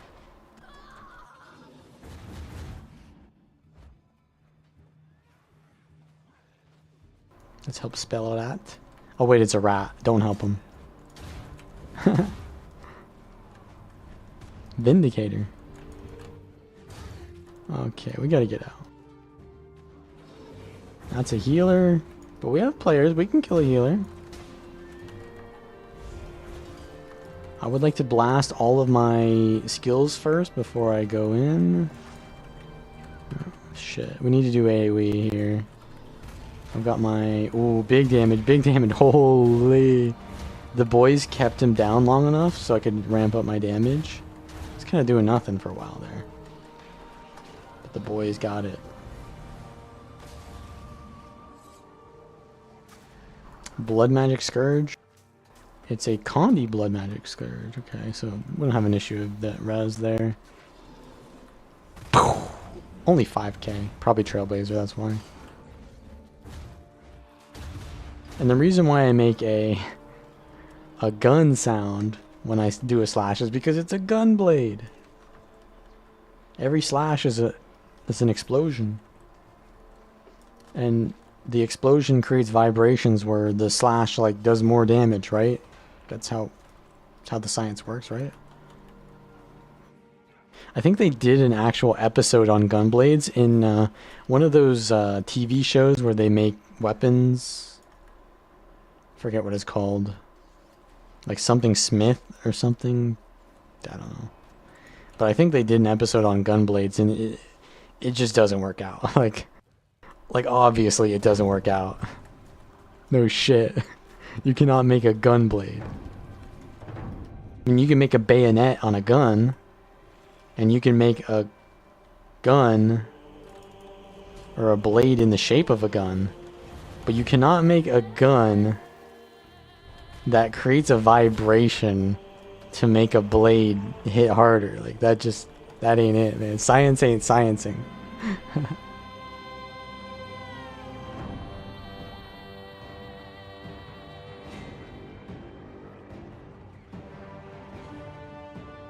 Panic Shack is what it's called.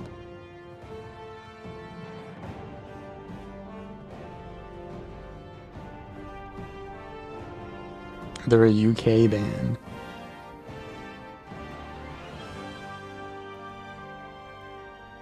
I'm not gonna listen to that on stream for sure, because my stream will end if I use copyright music. But I might check them out just to see what punk is, modern punk is.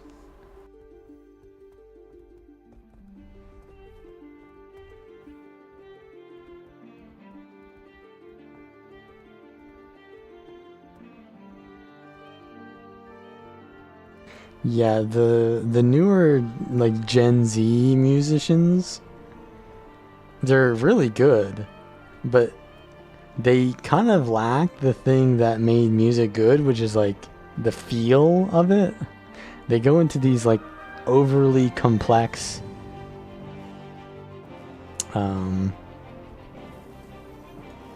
displays of skill, which, you know, I used to be into that when I was younger, but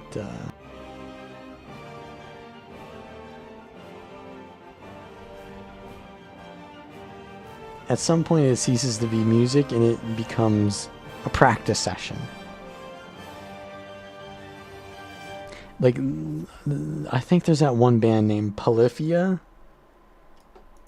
They are really popular, but I think they are like, are they prog rock? I don't know what their genre is, but they're like their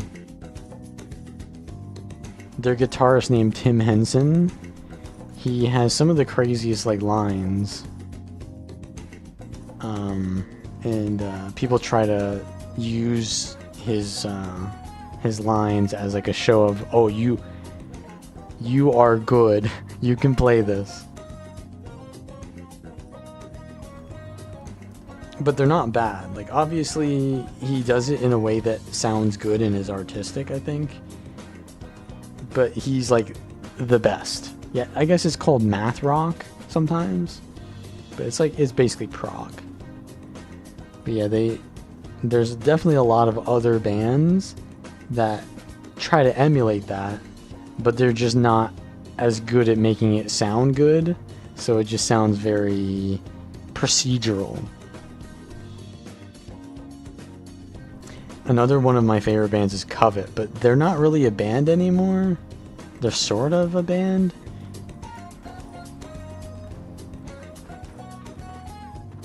But they haven't really released... Well, they did come out... Okay, so they came out with an album like a month ago. But the entire band changed. Like, they still have the main guitarist, but they changed the drummer, who was insane. He had... His name was like Forrest Rice, I think. And he would play very, like, these math rock beats, but he would do it in a way that was very seamless. Like, it seemed very natural, and so it sounded fluid and sounded good. But their new drummer is just not doing the crazy shit anymore, and they're just like playing like normal, which doesn't sound bad, but it's like, it's just not there anymore. Like, it's not as interesting.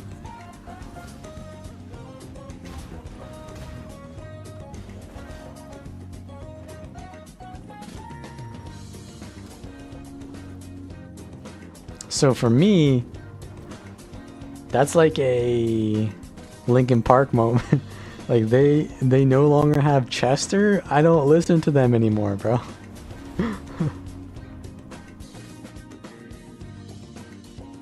To be honest, I think I stopped listening to Linkin Park long before Chester, you know. But I definitely am not listening to them now.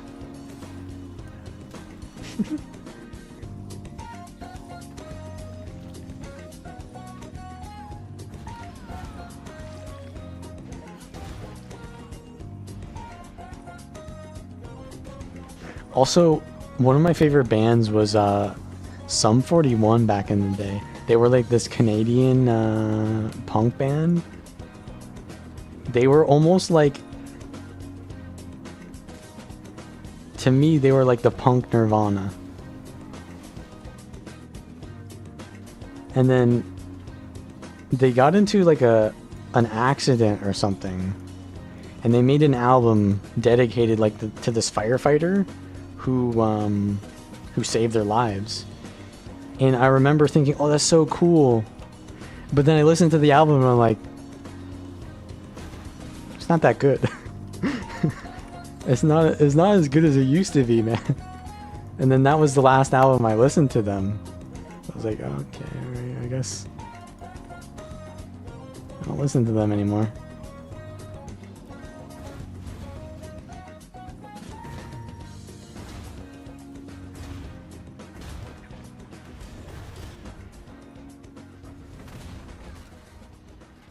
Oh, this guy is asking for. Oh,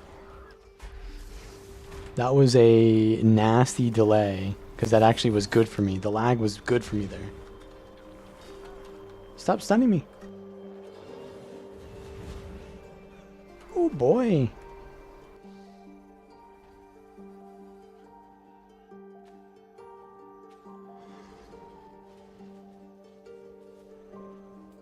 Man.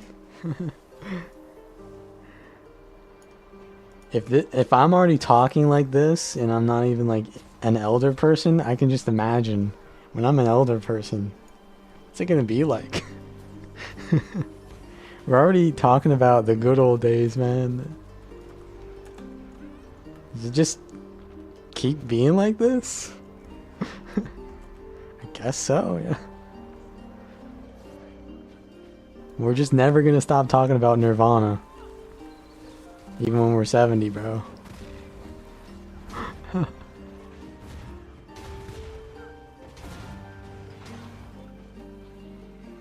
Rifle Berserker? Nah, I'm not gonna play that. I mean, I guess I should play that in this situation. It would be better if I did. I don't really have a correct setup for that.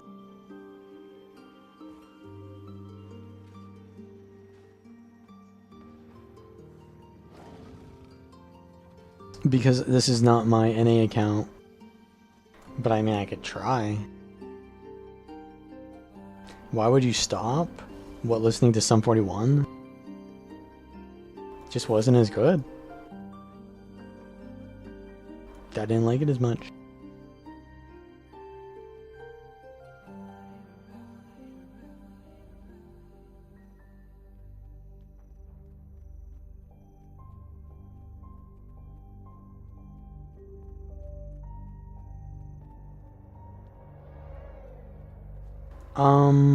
I think I used discipline.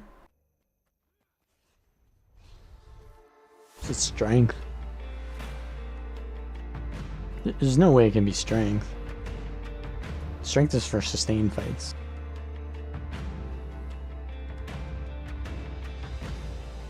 Destruction of the empowered, of course. Do I have Fury? I guess. Oh, I don't need Fury. I have this.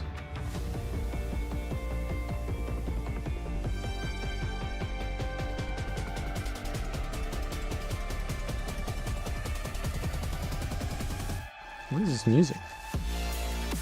Oh, it's the Wuthering Waves song.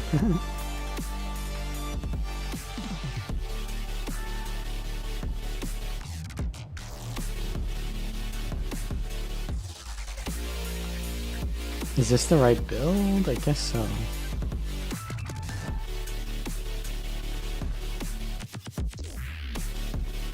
It's gotta be discipline arms. Getting combat here. My target, this guy. Ooh, damage. He's scared now. But I didn't kill him. I hit him with both bursts. That thief is dead. That thief is dead. Oh, he's not dead! Fuck. I don't have enough damage on this build because I don't have the right relic. I don't have the right... Like, I need to go full optimization on the damage. I have Brawler Rune, bro. I need Scholar. I can't get that because I have to change my entire build then. I'm not going to just play Zerker, but I guess I'll just do shit damage.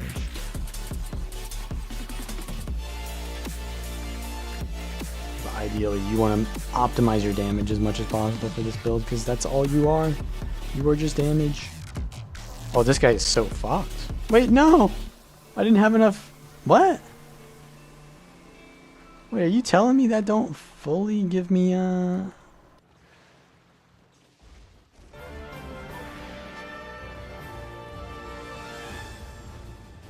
It gives 30 adrenaline. So why didn't it max my adrenaline? Did I go... I went out of combat. Savage Instinct?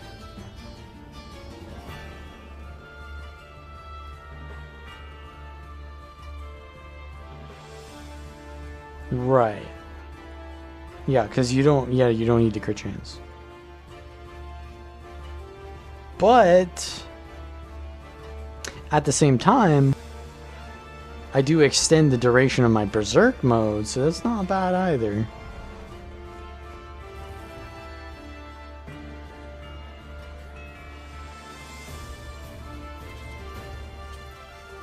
I need to get in combat. Get me in combat, please. Ow. That spear, whatever that was, Kata, destroyed me. This guy. I need to go back in combat, but I need to not die. How do I get in combat without... Because they just reflect everything. There we go. Okay. Who can we go for that isn't like full minstrels?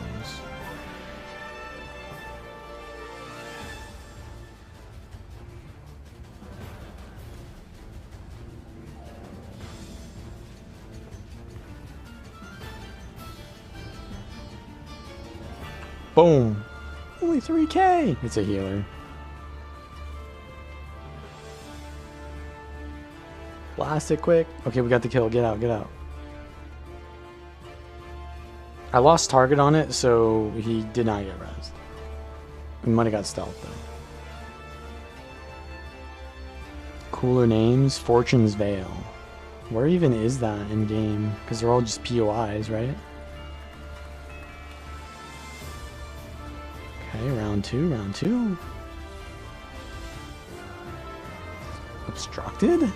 By what? Is there like a stump there, bro? Sees me. He's a fresh air, Ellie. I'm done. He's my counter.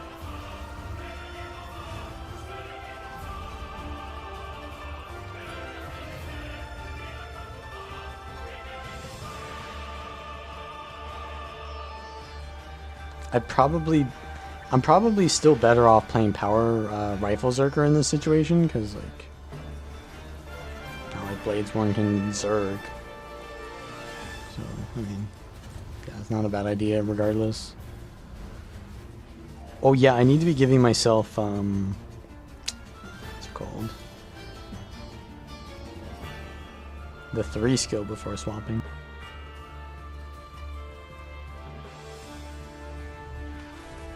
I got interrupted. They see me though.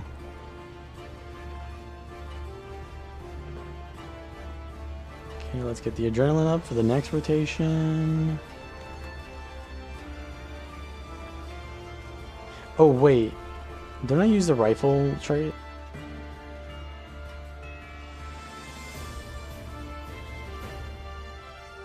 I think it just increases the auto attack, right? Oh no, it reduces the recharge of the rifle skills too. Yeah, I want that.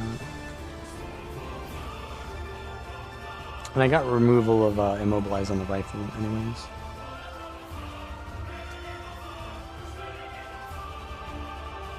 Bomb time! Boom! Oh, that's one of their healers too. I almost got him down. Bro, okay, this is actually good. I should have immediately used my banner. Shouldn't try to cleave that. Because he just nut-hugged. Time to blast myself with projectile reflect. Alright, next burst win. Oh, this core necro's... he's free. We found a target. Pew! Obstructed? And then dazed! Oh, you are so done there. Miss, miss, miss. Banner? He's gonna do that? Of course he is. Why wouldn't he? He's an Ellie. I got stunned in my fucking... my block.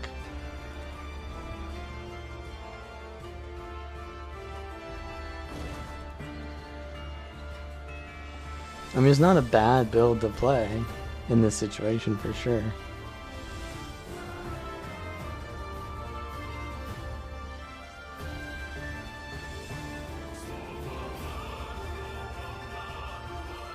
Rip.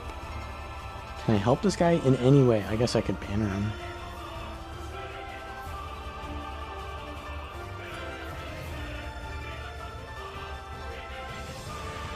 I should honestly not be camping rifle. I should be camping staff. And as soon as I'm ready to use the rifle, I swap to it. But also the rifle kind of helps me get in combat. So, there's that. Oh, he just stole our supply. That's our supply, bro. Get him! Only 3k damage? Come on. Kill this guy. Pew! Oh, it's a Deadeye. Of course he's gonna die instantly. I don't get any satisfaction out of killing a Deadeye. Well, I of course I get a lot of satisfaction out of killing the Deadeye. But that didn't really do much to do that.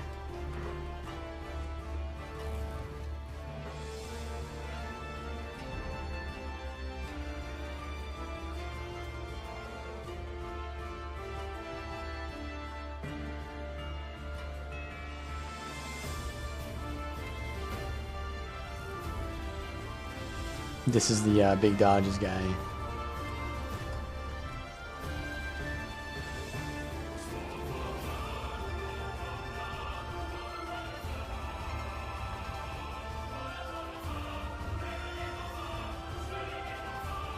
What is this build? It's just Rifle Berserker. Nothing special.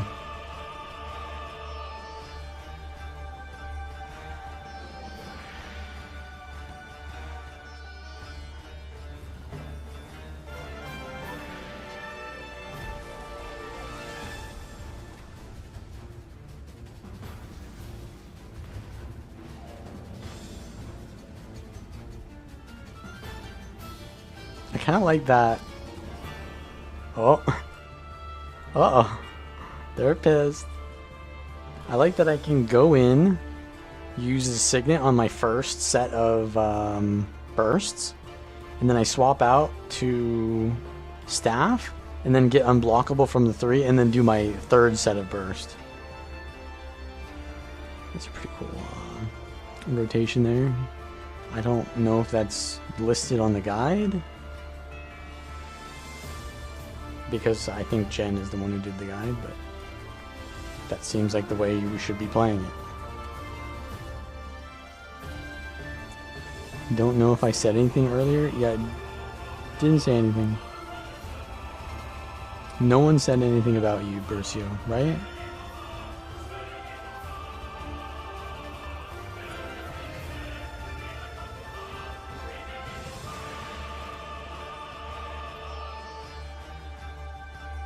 They're about to, yeah, they're about to do that.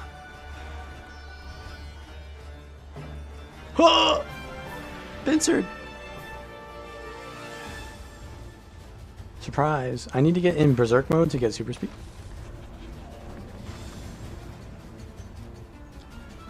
Yeah, but I don't have a very versatile build here, so I can't just leave it. So I'm just stuck in here.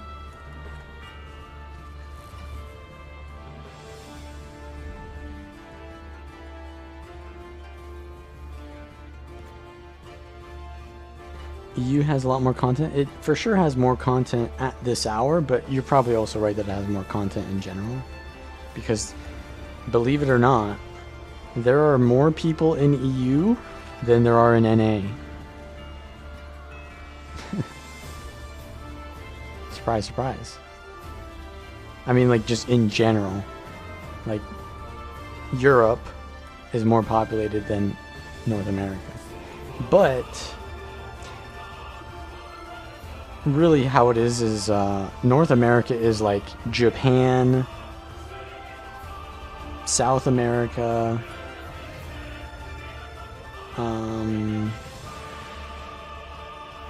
where else? Where else do we get? I don't think we get Chinese players? I think Chinese players have their, China has their own server, right. Forgot about that. I forgot about the Forbidden Third server. I think probably Thailand and the Philippines goes to NA as well. Any like Southeastern Asian. Indian, I think, goes to Europe though. I think India is where the cutoff is between where it's like better ping to go to EU. So EU is like Africa, Europe, Russia, India, and I don't know, Middle East, Saudi. So there's definitely more European population. We're living on the far side of the world. Yeah, SEA is. I forgot to mention Australia and New Zealand. Yeah, that's also NA. We also have Hawaii, which is just NA. That's just another way of saying NA. Obstructed. Boom. I got them after they entered the gate.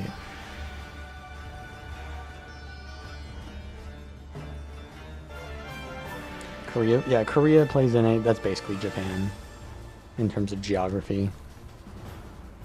Same thing. Anything that's like Eastern Asian goes to NA probably.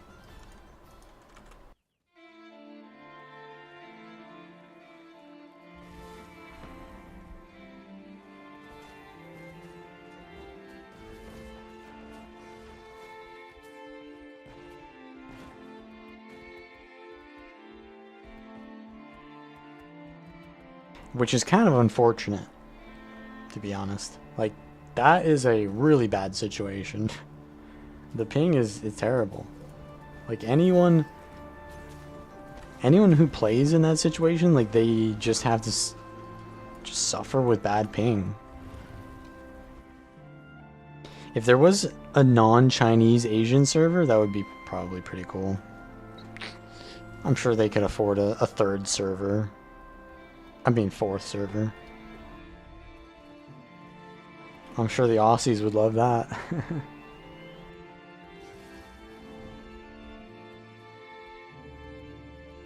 I have no idea how that works though, or what the cost would be, or anything like that. So I'm just gonna take their word for it and just say, okay, there's only 2 servers.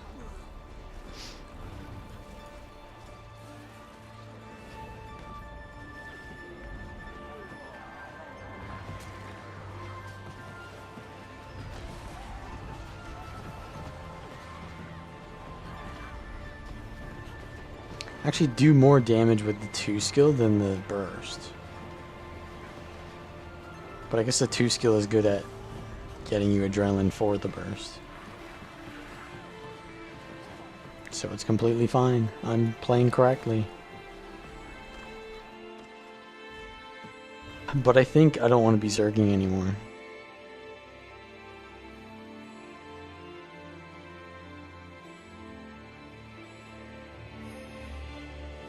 I think that's enough.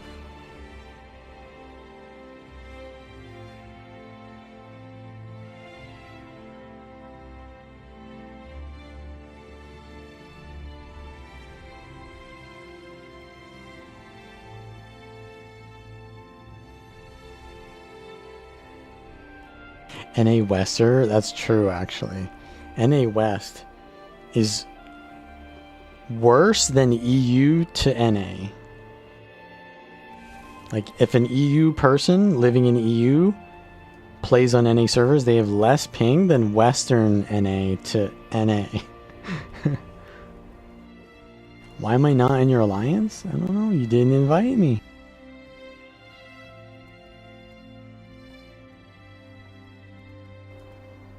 I think this is not even yours. Oh, Belial is in this guild. I don't even know who that is, but it sounds familiar. Oh wait, this person is on my server too. I just saw them. So is this my alliance?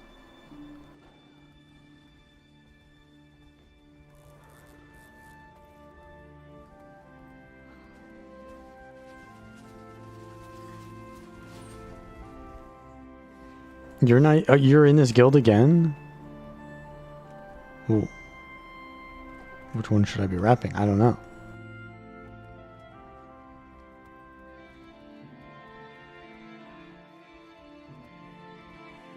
$60 ping from Los Angeles to NA?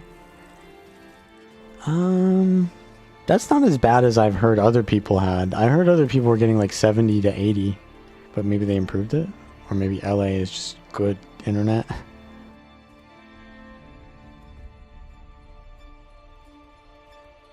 But I believe the servers are in DC, which is like New England. Which is like north to northeast. Or northeast to east.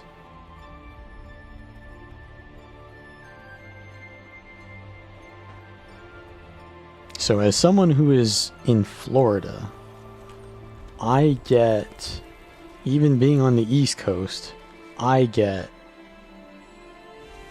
50 to 60 ping, which is pretty good, but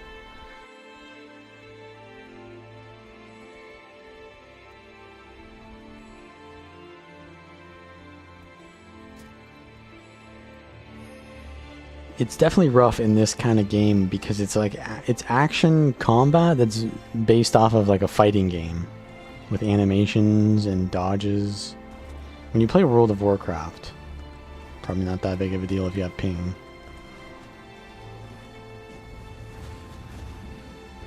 You play Final Fantasy 14. I don't think ping ping in Final Fantasy 14, does that matter? I guess if you're doing like extremes, because then the animation timers get pretty tight, but otherwise your global cooldown is longer than your ping anyways.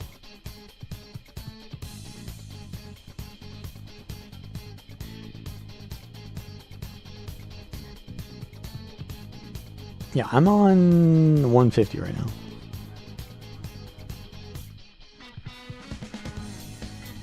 Double weaving? Never heard of that. Oh, this is the guy that jumped on me. Spot.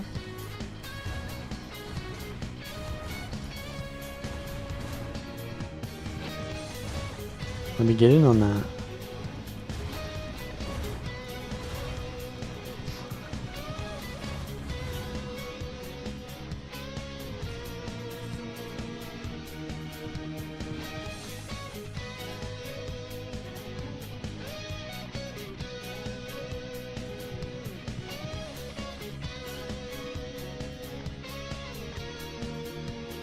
I've never heard of double weaving though.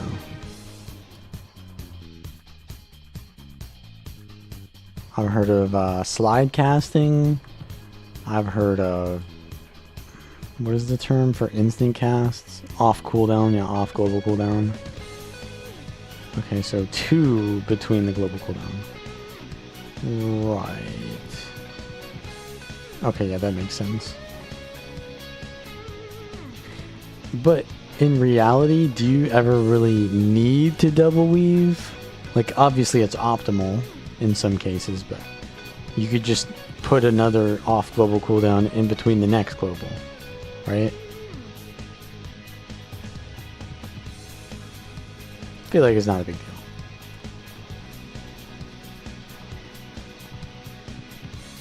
He does so much damage just by like auto attacking me. That's a hammer rev.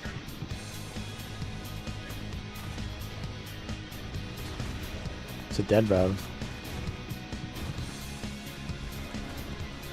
And they're running now. They started backpedaling.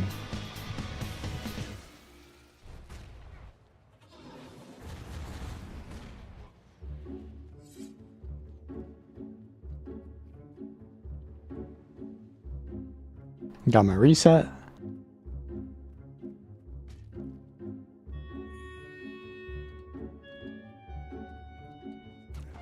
They're gonna get this revive.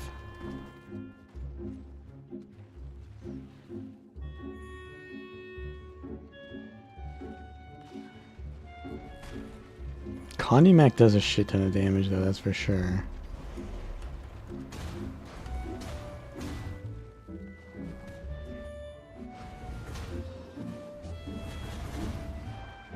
Like they're just spamming range shit on me.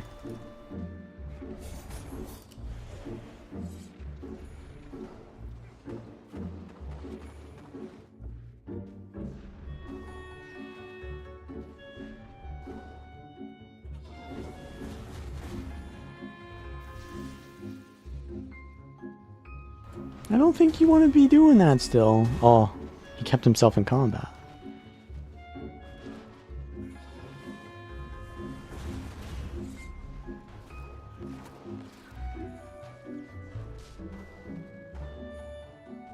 I don't want to get interrupted in my heal because then I'm dead. Okay, they're green. They own SMC. You gonna blink on me again?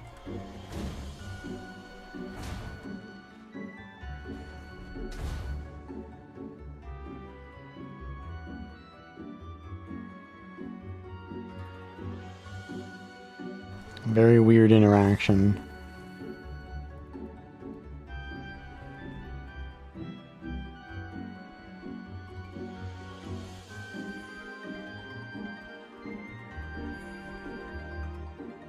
We are inside SMC though.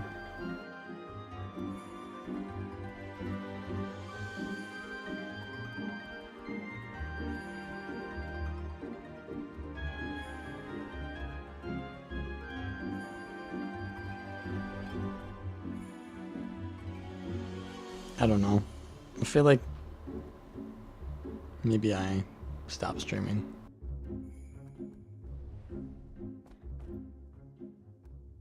When is the expansion? It's in what, like 12 days? So I've been working on writing an article. I will probably link that on my Discord and on the GW2 Discord. So join those if you want to see my article. And maybe I'll come out with a roaming commentary sometime in between now and the expansion. But other than that, yeah, we'll probably just be in the waiting room. But yeah, I think we're going to end the stream. If you're interested in any of the builds, obviously type !build or go to GW2.com as usual. They're always there. Oh wait, we got to fight here. Hold up. We got to fight. I'm a dead person though. He's got feared to death. He's gonna jump on top of me? No, I don't think I'll be playing Chrono Cross on stream. From what I can tell, there's like a lot more characters in that game. So it might be better and like more character progression or whatever. Which is what I thought was kind of like the weak point in Trigger. But I didn't really... I only streamed it twice, right? Like I just did it off stream because I didn't want to stream that anymore. I don't know. It's not like the best streaming game, obviously. I didn't disenjoy it, but you know. I'll do my review verbally on a on a Guild Wars 2 stream. But for now, we are ending this one. Thank you guys for watching. I'll see you all next time.